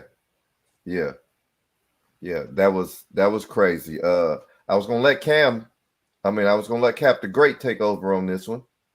Dude, when I say get him. Stephen A, right? He one of them kind of people that you will never really hear go out of character as far as when it comes to sports news. To me, after Stuart Scott left, there wasn't too many more people that had a good edge for the culture, knew how to talk like the culture. But Rest at the in same peace, time, Scott, man. He's the keep it GOAT. super duper professional, right? And Stephen A. Smith, out of nowhere, no bullshit, came and started doing that. No matter how many people want to like him, he got the polarizing voice being loud. He gonna shut you up.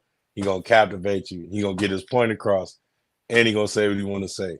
Needless to say, on top of that, him and Jason Whitlock been beefing for a long time. And if anybody don't like Jason Whitlock first, Stephen A is the first. He's the head honcho of that line of not liking him first. Yeah, if y'all don't know the history, y'all go look it up. I mean, it's a lot for us to get into. If you don't know the history, go look it up. So ESPN. With that being said, right, Stephen A got on there on this Stephen A platform that he have outside of the show, but it's produced, quote unquote, by the same people. He got on there and he went in on Jason Whitlock, and his response, knocking those down, showing parts of Ryan. When I say he called this man all kinds of fat son of a bitches, and he told him, he said that if his funeral was today, it would only be 2 people showing up.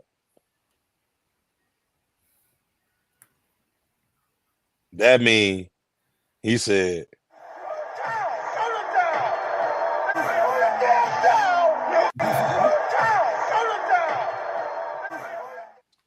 I'm just saying, that man threw the towel all the way in on Jason Whitlock. I don't think we're going to hear from Jason Whitlock until he actually get his writing together. But at the same time, there was a lot of exposure.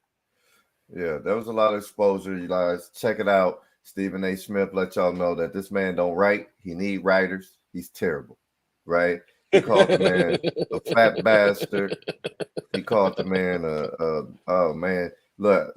Man, I ain't never heard that man talk like that. I don't watch ESPN. It took Cap the Great to send it to me, right? I don't watch Stephen A. Smith. I respect him, but I don't watch Stephen A. Right? For one, he a Knicks fan. Fuck the Knicks. Man, yeah. Y'all know where I stand on that. Mm-hmm. Second, like I told you, they don't respect the Pacers. I don't respect ESPN. Period, point blank. They don't respect the Pacers. So I don't respect ESPN. Once they start giving the Indiana Pacers some respect, then they'll start getting some respect. But you get what you give over this that way, right? However, Stephen A. Smith did his thing. Snapped the fuck off. And I respect the nigga that's gonna stand on what he's saying. Stand on that. He stood on it. I love it. Shout out to my man standing on business. The man stood on business.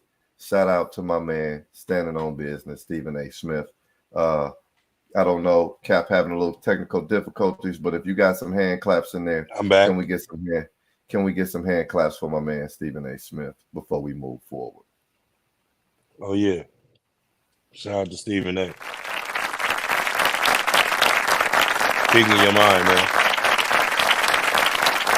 Stay 100, Steve. Stay 100, Steve. Stay 100. Now, That here part. we go. My favorite part, what I've been wanting to get to besides boxing.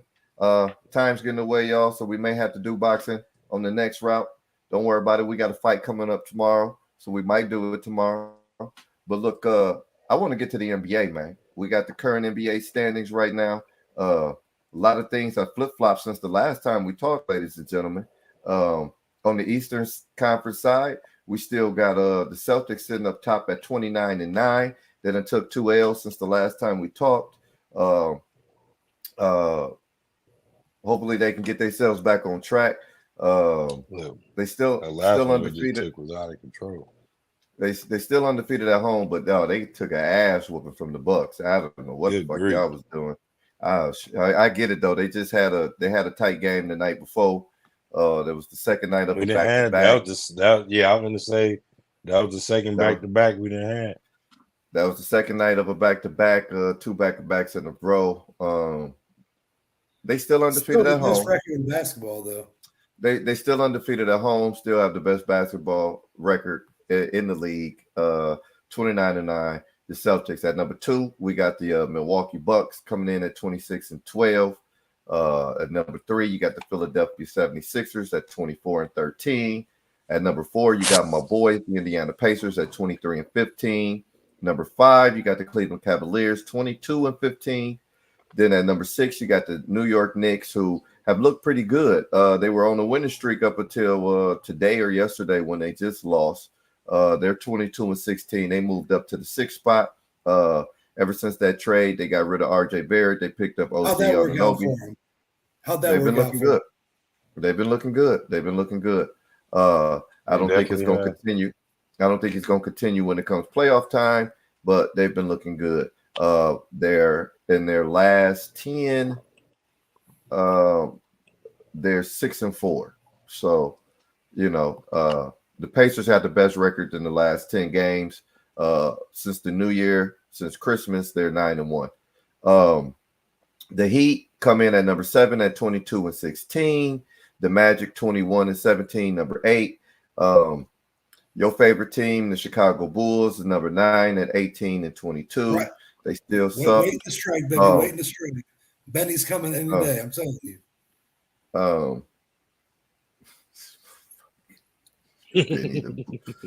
Benny the butcher ass motherfucker over here. Number 10. Don't worry, Benny's going to save the day, everybody. Yeah, this guy.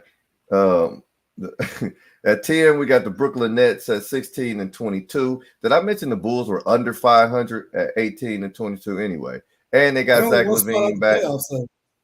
And they got Zach LaVine back, and they still trash. Anyway, the Atlanta Hawks just got beat up. They 15-22 at 11. The Raptors at number 12 at 15-24. Ever since they did the trade, they ain't been as good as the other ones since the Raptors in their last 10 have been 4-6. They've lost the last 3 in a row since the trade. It's not looking good for them. The Hornets sitting at 13 at 8 wins and 28 losses. I don't know how that's even possible. The Wizards is right behind them at 6 wins and 31 losses. And then the Detroit Pistons, the good old Detroit Pistons, They broke the streak, though, baby. They broke the streak. They broke the streak and ain't won since 3-36. They lost 7. I guess they're a new one. They lost 7 in a row. They're 1-9 in their last 10, and that wraps up your Eastern Conference. You got that one though. That's all that matters. And that wraps up your Eastern Conference. Over on the West, you got the Timberwolves sitting pretty at top at 27-11. They just won yesterday or today. Their last 10, they 5-5, so they sitting right at 500. You got the Oklahoma City Thunder at 26-11. They 8-2 in their last 10. They've won 3 in a row. Shai Gilgeous is looking like he's competing for the MVP. He's in the talks. Yeah, number 3, you got the Denver Nuggets, defending champions at 27-13. They 7-3 in their last 10. You got the Clippers looking good at number 4. They've actually 8-2 in their last 10, have won 3 in a row. With Kawhi Leonard back and healthy, they've actually been looking good. They've been balling out with James Harden and Russell Westbrook coming off the bench. Paul George is still overrated like he was in Indiana. They could do without him. At number 5, you got the Kings at 23-15. They just lost today, I think it was. They barely won yesterday. They pulled it off. But they're 6-4 in their last 10. Number 6 is the Dallas Mavericks at 23-16. Luka's been out. He got injured. Kyrie's doing his best to try to get back and hold the team and keep them in the playoff race. At number 7, you got the Pelicans at 23-16. They're also 6-4 in their last 10. The Phoenix Suns is hot garbage. 20-18. The Phoenix Suns. I just don't know, Kenny. I don't know what's up with the Phoenix Suns. They don't play hard, Kenny. They're too busy. That's why he's on the bench for the fucking Clippers, bro. It makes no sense that the Phoenix Suns are 20-18 when they got Booker, Kevin Durant, and Bradley Beal. I don't know what's going over there. They're 6-4 in their last 10. The Houston Rockets are right behind them at 19-18. That's less than a half of a game. They're 4-6 in their last 10. The Utah Jazz have actually been balling. The Utah Jazz are 8-2 in their last 10. They're 8-2. They've won 4 in a row. In that 4, they've actually beaten some pretty good teams. So marketing is balling. So look out for the Utah Jazz. They're actually on their way. They're climbing up. They were last week in the 13th spot. Now they're up to the 10th spot. They've won 4 in a row.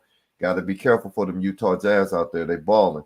The Lakers come in at number 11 outside of the play-in right now. Lakers, in-season tournament champ. Say it louder for people in the back that was talking all of that. They ain't done shit since. I just want to throw that out there. You got the Lakers outside looking in of the play-in, 19-20 right now. They're 4-6 in their last 10, and they just lost. So it's not looking good. Underneath them is a broken dynasty over with the Warriors. They're 18-20 at the number 12 spot. 4-6 in their last 10. Yeah, no more Warriors. We don't have to worry about seeing them no more. They won today. They beat Chicago.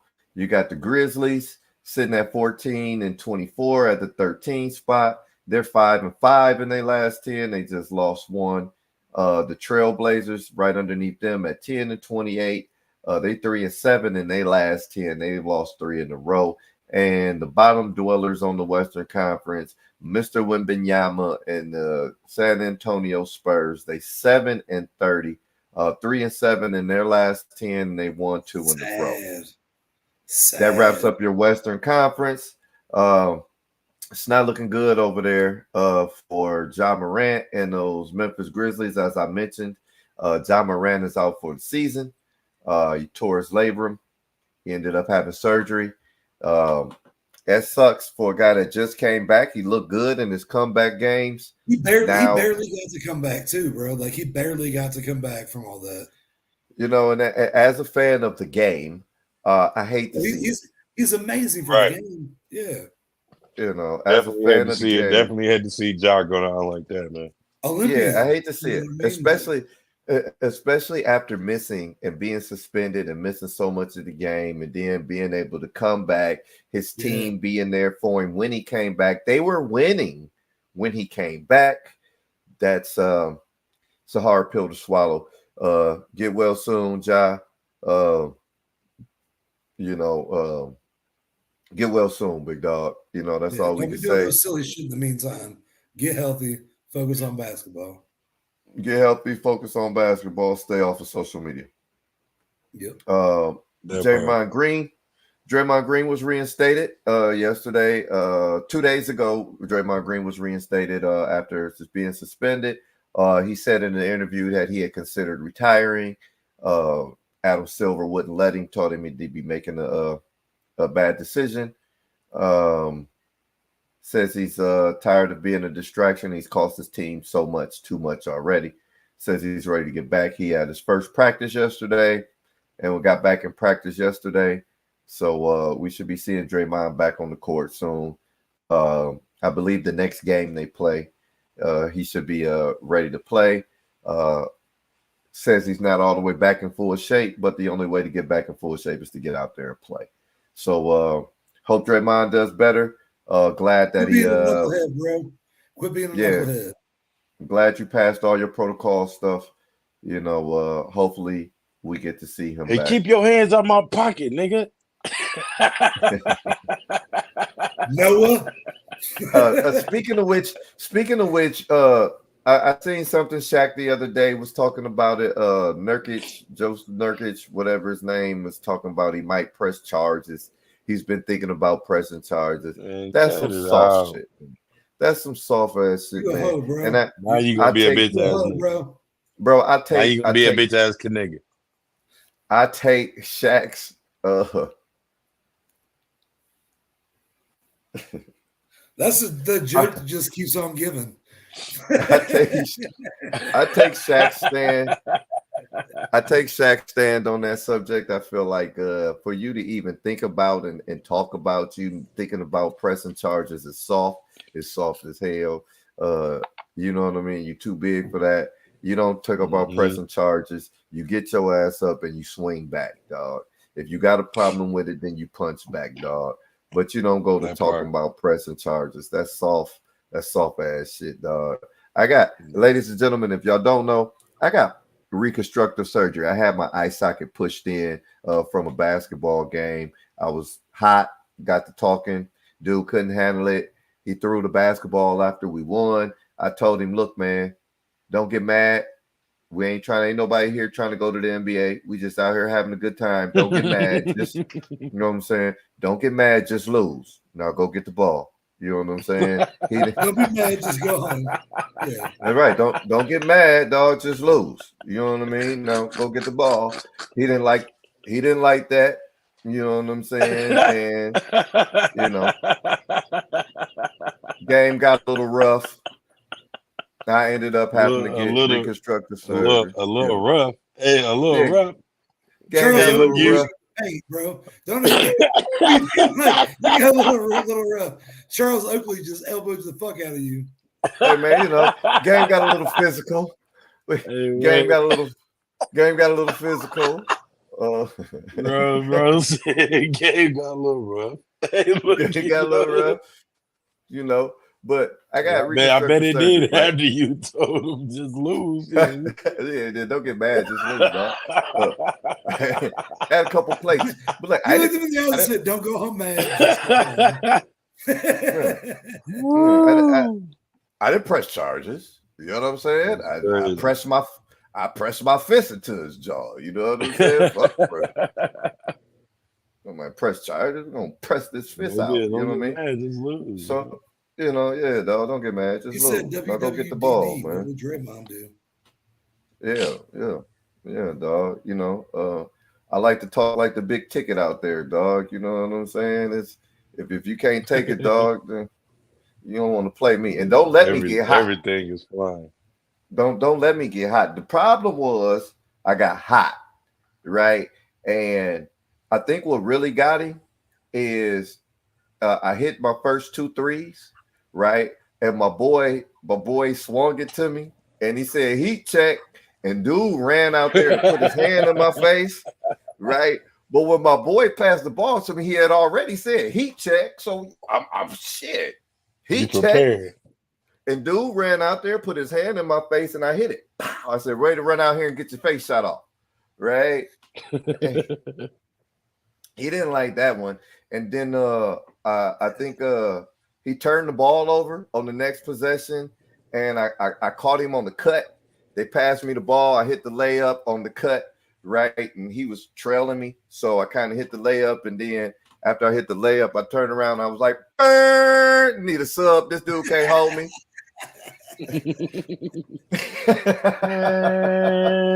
I made noise and everything, right? I hit the layup and I said, burn, need a sub. This dude can't hold me. Somebody sub in for this. Sorry, dude. Right? He got a steal, and he went da-da-da, da-da-da. Yeah, I don't know what the dude's mad about. Thank you, man. I'm gonna steal that one. I ain't never used that one. I usually say cookies, right? But I'm gonna do that next time I steal the ball. I'm da-da-da, da-da-da. Oh, God. I don't even watch ESPN, but I know that. I used to. Who's it?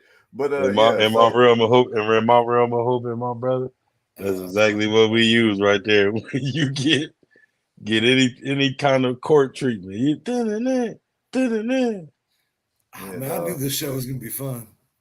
Yeah, dog. So pressing charges is for soft ass niggas, dog. We just press your jaw up against my fists. That's what real niggas do. So anyway, speaking of which, is the NBA officiating getting out of hand, gentlemen? We had quite a few calls here. Speaking of which, me capped the great the game against the Pacers and the Celtics. You had a Buddy Hield blocked the shot on Brown.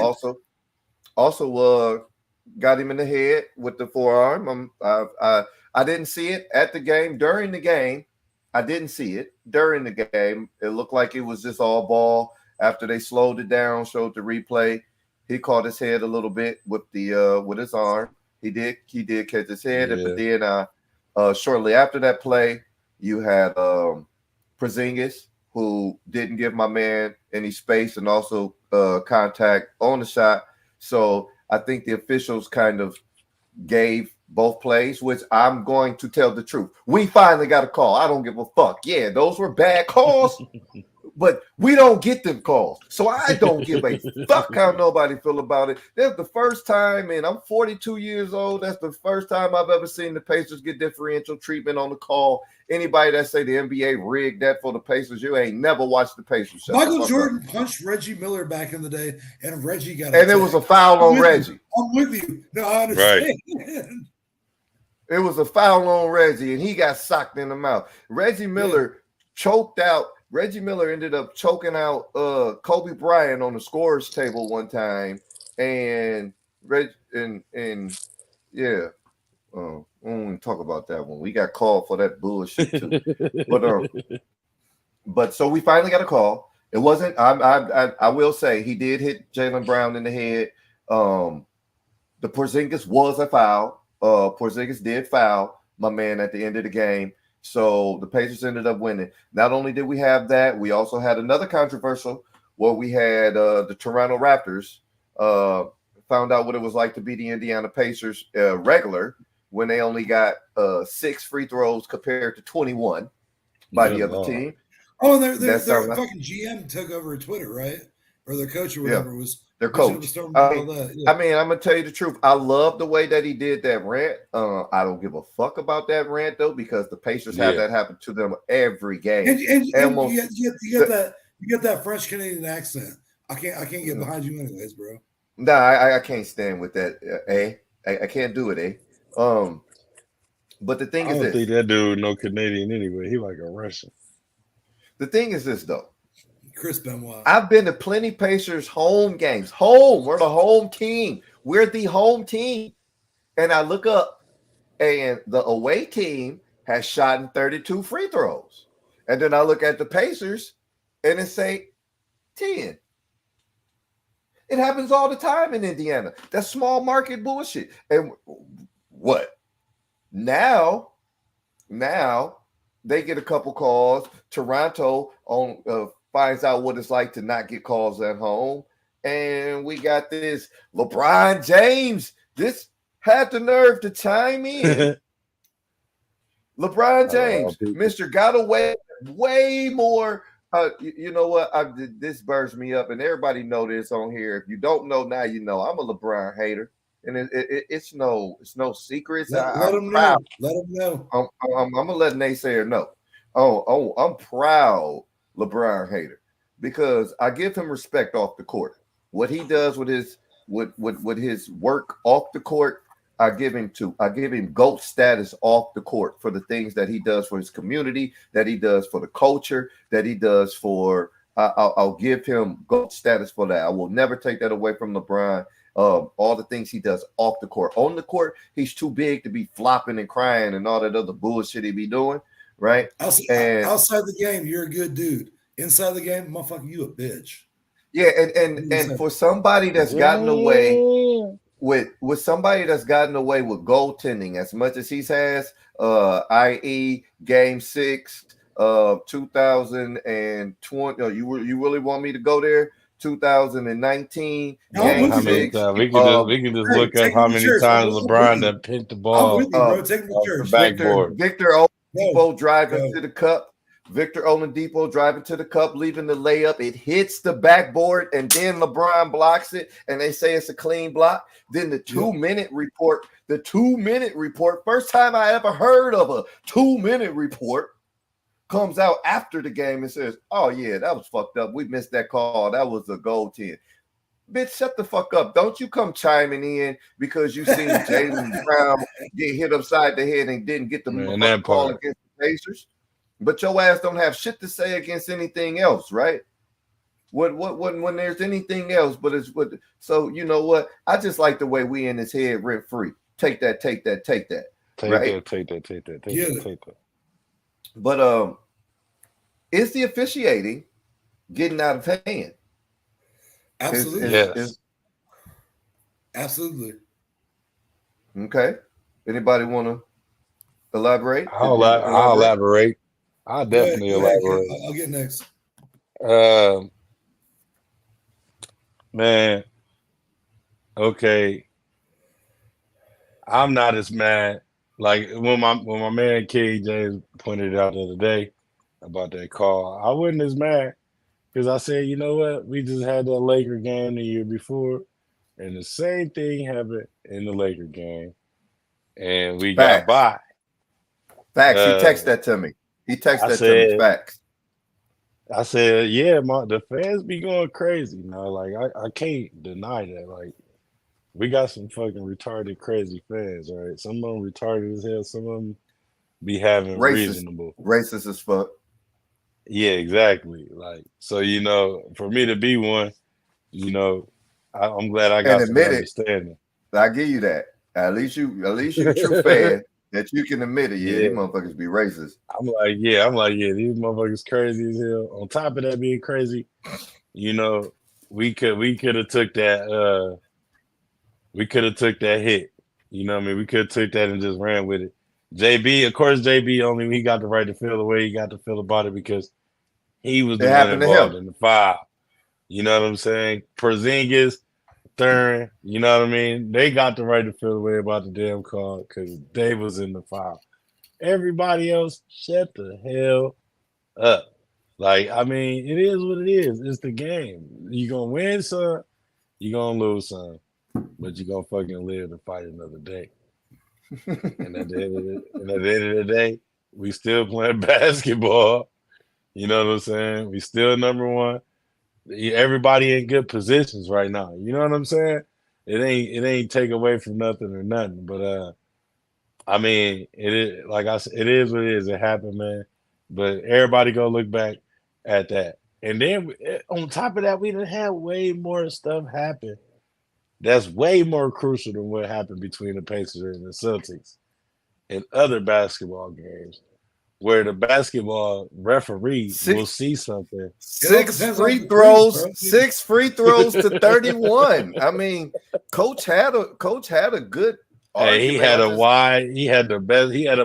the best argument of the season, if you ask me. 6 free throws to 31. I mean, he's got a good We point. can sit here and talk about these fouls and all that, but when they come to stuff like that, man, free throws, you get that many free throws, and then you got an all-star caliber. You got not only one, you got two all-star caliber players on your team. Bro, you're not telling me Scotty Barnes is driving to the cup and not getting fouled. And not getting the foul, though. There's no way You gotta Scotty be kidding. Barnes is driving. Do you know how big this is, man? There's no way he's driving to the cup and not getting fouled. That's like saying But Shaq LeBron didn't get fouled James- every time he got it. But LeBron James can go to the cup and bump motherfucker, fall down, get up, and contest the foul and get Wait a minute. LeBron James. We ain't talking Can- about LaFleur LeBron- right now, right? LeBron James can give somebody what was he? Dude was on the ground. You seen it. You seen it. LeBron James literally LeBron gave him verbally hit that man. Gave that Physically hit man- that man. If that was Draymond Green, he was suspended. He'd be gone. He'd And be gone, fine. man, bro. Yeah, for real. He'd No, be straight up. suspended and fined. He'd be gone. He'd be LeBron gone. James got no call. No He call. didn't Honestly, get nothing. In my No opinion, the problem is that you don't ever switch up officiating crews. You have crews, and they work together and they do whatever and they decide how shit's going to play out. Why not switch up crews, man? Like throughout the season, like, all right, you're a line judge, you're this, you're this. Why not mix these motherfuckers up and let You them sure they don't? travel elsewhere? You're having a team like you know what I mean like officiating crews are like if you're on a sports team like you're going to ride with your people. If one of them makes a stupid decision, are you the one to call that guy out? No, it's going to affect your paycheck. I'm telling you right now, I think that's the problem. Like you need to start splitting these motherfuckers up and letting them work separately, and everybody works together. That's just my opinion. Like you're letting too many people get away with too much shit, and it's always the same crews, regardless of what sport it is, that are getting away with shit. NFL has the So same crews. Hockey has the same, not as much as hockey, but NBA has the same crews. You're letting the same group of people every couple of games influence the decision of a game, and that's bullshit. NBA officials get fined, right? If they get caught doing something. If everybody else on your staff is like, no, he didn't do nothing, then they're not going to fine you. That's the problem. You need to start making these motherfuckers work with other individuals, in my opinion. Together, by bringing in one officiating crew, you are one selective mind, in my opinion. And you already know who's in charge. You have an alpha, you have a beta. Everybody else gets them where they fit in. In my opinion, that's the problem with what they got going on. And it happens in the NFL too. That's why like the Super Bowl is a crew of who the NFL selected as you're the best this, you're the best that, you're the best. Break these motherfuckers up, make them work separate games, make them work with people they're not used to working with. One of them is the alpha that runs everything. Who they got Everybody to else work just with gets over in there is the question. That's just my opinion. I see it in the NFL. I see it in the NBA. Break these motherfuckers up, make them work with other people that they're not used to working with. Well, the crews do change throughout the season. Mm-hmm. So they change crews throughout the season. So it's not the same officiating crew every time. So, like, perfect example, the one they call Gucci Mane, right? The one that looked like Gucci Mane, right? Okay. He's from Indiana. Of course, after the Boston game, I found that out because of course they did all the research and then let them tell it. we get differential calls when was being Gucci Mane when he the one that's the referee. Bullshit. Right. Bullshit. Yeah. Bullshit. Bullshit. Bullshit. I'm telling you. But one thing I noticed is the last time he was in Indiana, he was with a different crew of referees. Exactly. Switch them up, man. Make them. So they switched up the crews. Yeah. My thing is why they don't switch them up in the playoffs where they don't switch. That's where you run into the misuse.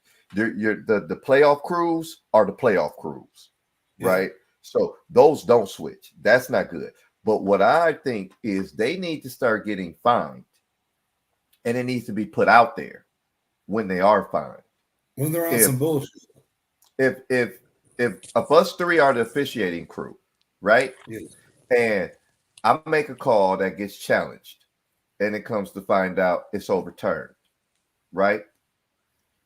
I need to be fined for that.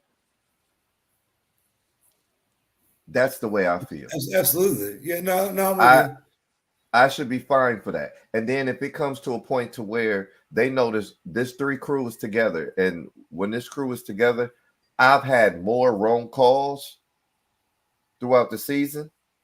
That needs to be known. Yeah. You know what I mean? And I feel like that is my main point, though, is that's officiating crews throughout all the sports. Watch NCAA March Madness, college basketball. Man, none of that shit is about as worse as the NFL or NBA. Big Ten crew, and Big Ten officials are like no blood, no foul.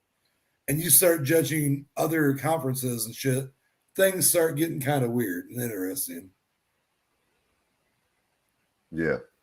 That's my point there. Like, so you need to break up you can't have the same line judge, the same this. When it comes to any sport, like you should always be intertwining people to make sure that not one person's the head honcho. Like in the NFL, everybody knows, like if I say the name Ed Hockley has been that dude for 15, 20 years in the NFL. Ed Hockley may be announced as the main referee for like the Super Bowl, but everybody else is selected from somebody else. Like, all right, well, he's selected from this crew, this, that, the other thing. Like, that's the way they should do it. You should never have the same people working together all the time. That's how you create cohesion and bullshit, in my opinion. I agree. Yeah. I mean, it's going to be hard to fix this situation with the refs. That's going to be a hard situation to fix, but I think it really needs to be looked into. And there's not a sport on the planet that has a full-time referee. You know what I mean? These guys still work side jobs. They still go do high school games, college games, whatever else in their free time as referees and as officials. So maybe you pay them more and they'll give a little bit more of a fuck. But no, I'm with you guys. Like you need to start switching it up. You need to change something because the game ain't being played the way it should be, in my opinion. Facts. I agree.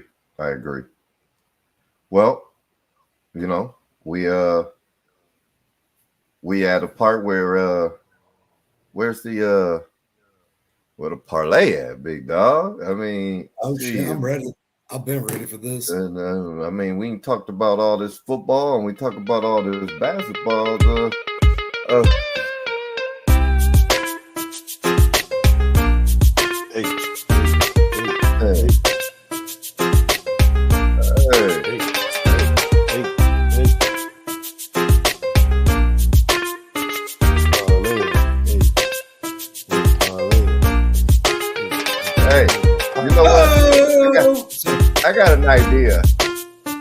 I got an idea for the next episode.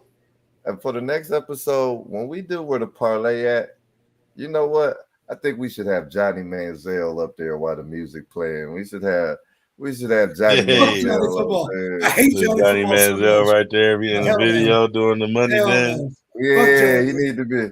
Anybody else other than Johnny fucking football? Fuck Nah, that. dog. Nah, dog. Ain't nobody else, Johnny. Ain't nobody else Oh, did the I hate money. you right now so much. Yeah. Ain't nobody else did the money sign I like hate Johnny, you so dog. much right now. I didn't say he was any good, but dog, don't You have nobody else. to. No, you Can brought up. nobody money dance like His Johnny name is Man. Ain't nobody JFF. money Johnny there. fucking football. You brought up JFF, and I'm not happy with you right now. I love you, but I'm not happy with you.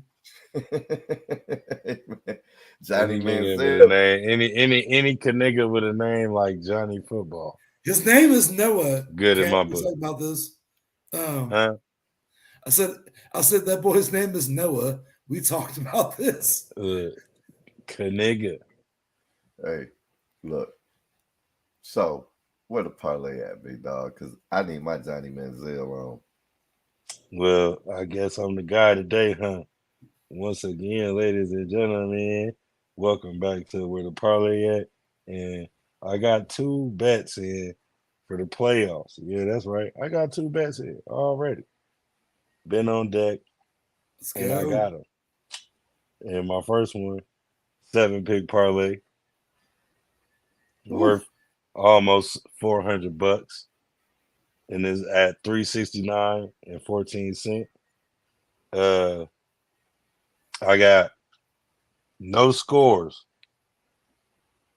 in the final 2 minutes of the first half of the Bucks and Philly game. Oh, you going prop bets? All right, I'm with you. Well, this the first one. This Okay. this the first one. I got 3-pick single game parlay with the Chiefs money line, 23.5 over team total points.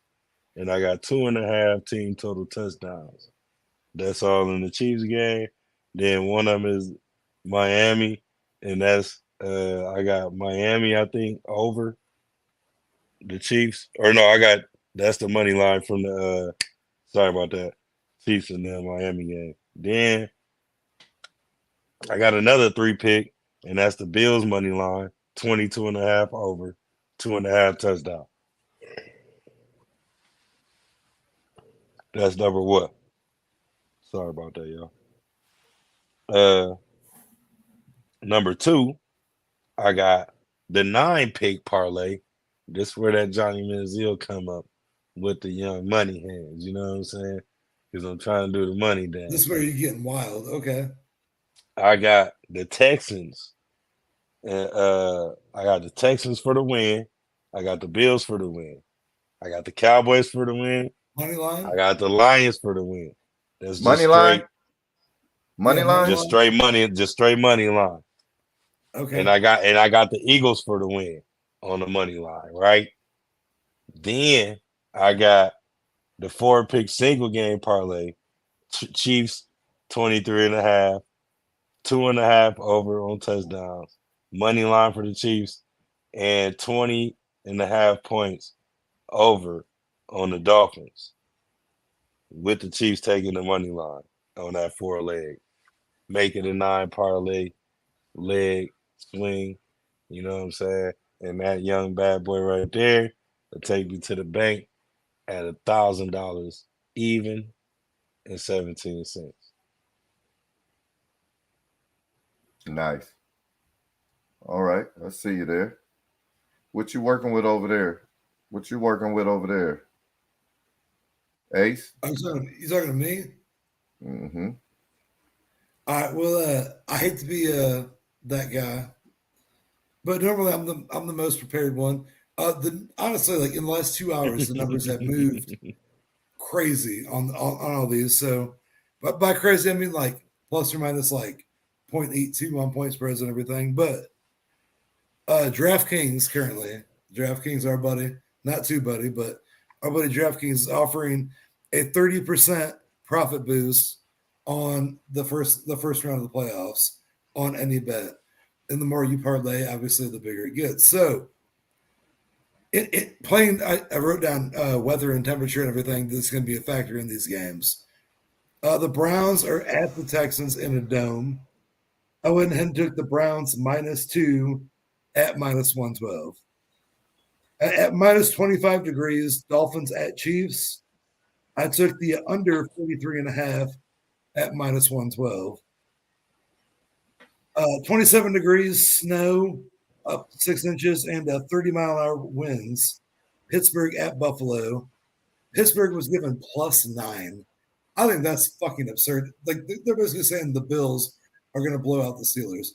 Not saying it's not going to happen, but 9 on a game in the wintertime where it's going to come down to rushing and defense without TJ Watt, I'm still not a believer. I took that +9. A game that's being played in the dome. Packers at Cowboys. I took Cowboys money line -340. That's the biggest favorite that I voted for here. In a dome again, Rams at Lions. I took Lions money line -162. So just Lions to win. 67 degrees with the 57% chance of rain. Eagles at Bucks. Bucks at home. I took Eagles -3.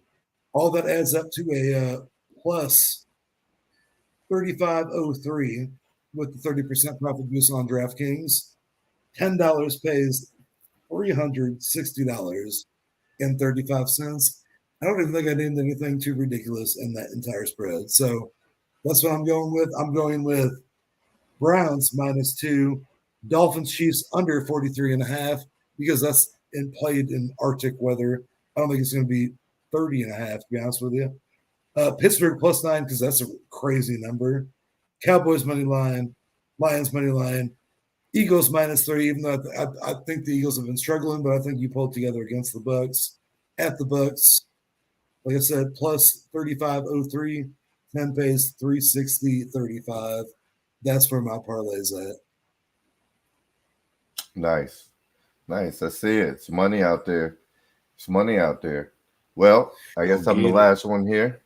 I decided to go with the football also. Here we got I stuck with the whole weekend. I got the Houston Texans on the money line in Houston. I got the Houston Texans on the money line +110. They're 2-point underdogs at the crib. I don't like that. I think that's I think they should be favorites at home, especially the way CJ Stroud has been playing. I just I don't see Cleveland being able to get to him as much as they should. I think Garrett is going to definitely cause havoc, but I think the Houston Texans pull it out at home. I got the Miami Dolphins on the money line +195. I thought about taking that 4.5. Hold on 1 second. Kev, you got the Ric Flair woo ready for that one? I wish I did. Motherfucker. Yo, I'm with you. Let's go, baby. I got the Miami Dolphins +195 on the straight money line. I just think that they'll be prepared, ready to give Kansas City more than what they're expecting. Like I said, it's hard to beat a team twice in the season. So those are my Saturday games. I've taken both underdogs on Saturday. On Sunday, I got the Buffalo Bills at home. I don't like the 9.5 against the Steelers. If anything, I would take the 9.5 with the Steelers, but I believe Buffalo is going to pull it off at home. So I took their money line. That's -500.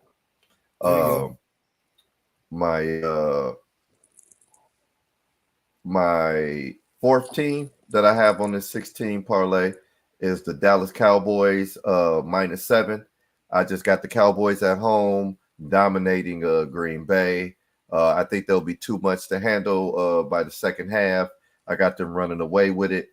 I took the 7 points -112. I got the Detroit Lions at home. I like the -3.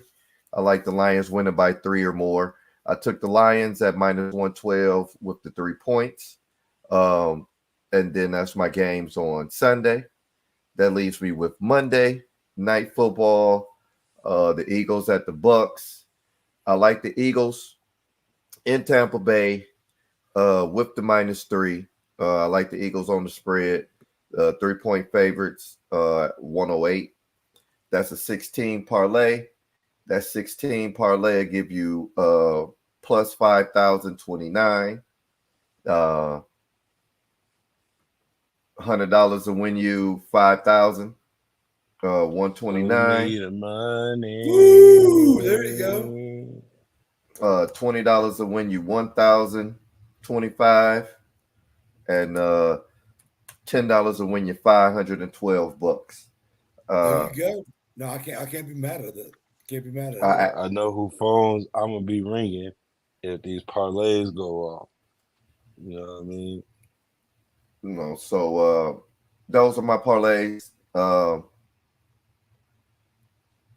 That's also, what I'm working with. If anybody watching has any skin in the game, $10 ain't a whole lot of money to win what any of us are talking about winning. Whether you agree, alter your bet to do whatever you want it to. But I'm telling you right now, my man over here is giving you plus 5 something odds. I'm giving you plus 4 something odds. Cap's giving you plus whatever else odds. Grow a pair. Trust us. I'll win. We'll get some money. We all win more than we lose. I'm not saying bet the mortgage in your house on it, but we win more than we lose on this show. I just want to make that perfectly clear. Yes, sir. Yes, sir. I agree. I definitely agree with that. So that's where the parlay at. That's where the parlay at. Gentlemen, we are overtime. You know, I don't want to get into boxing. As y'all know us, we get into those combat sports. We got to add another hour and a half. So, ladies and gentlemen, we have a big fight coming up tomorrow. We got Beterbiev versus Callum Smith. Yeah. That's tomorrow evening. Going down. I don't know what you fellas got to do, but Cap, I'm off. I wouldn't mind jumping back on tomorrow before the fight. I don't know how you got going on, Ace. I'm ready. I'm ready to go. Man. You know how we do it, man. We hit the annual. We went a little long on this one, but I'm down to talk boxing with y'all all day. I mean, we're back to fight time then. You know what I'm saying?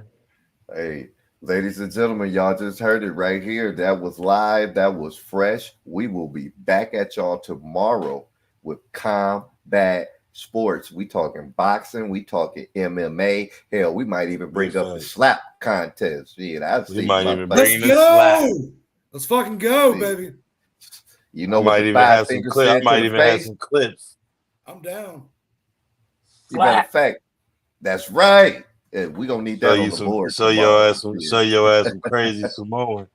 You know what I'm saying? Pull up these slap contours on you.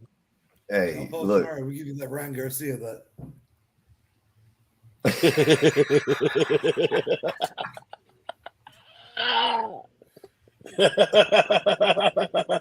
We'll be back.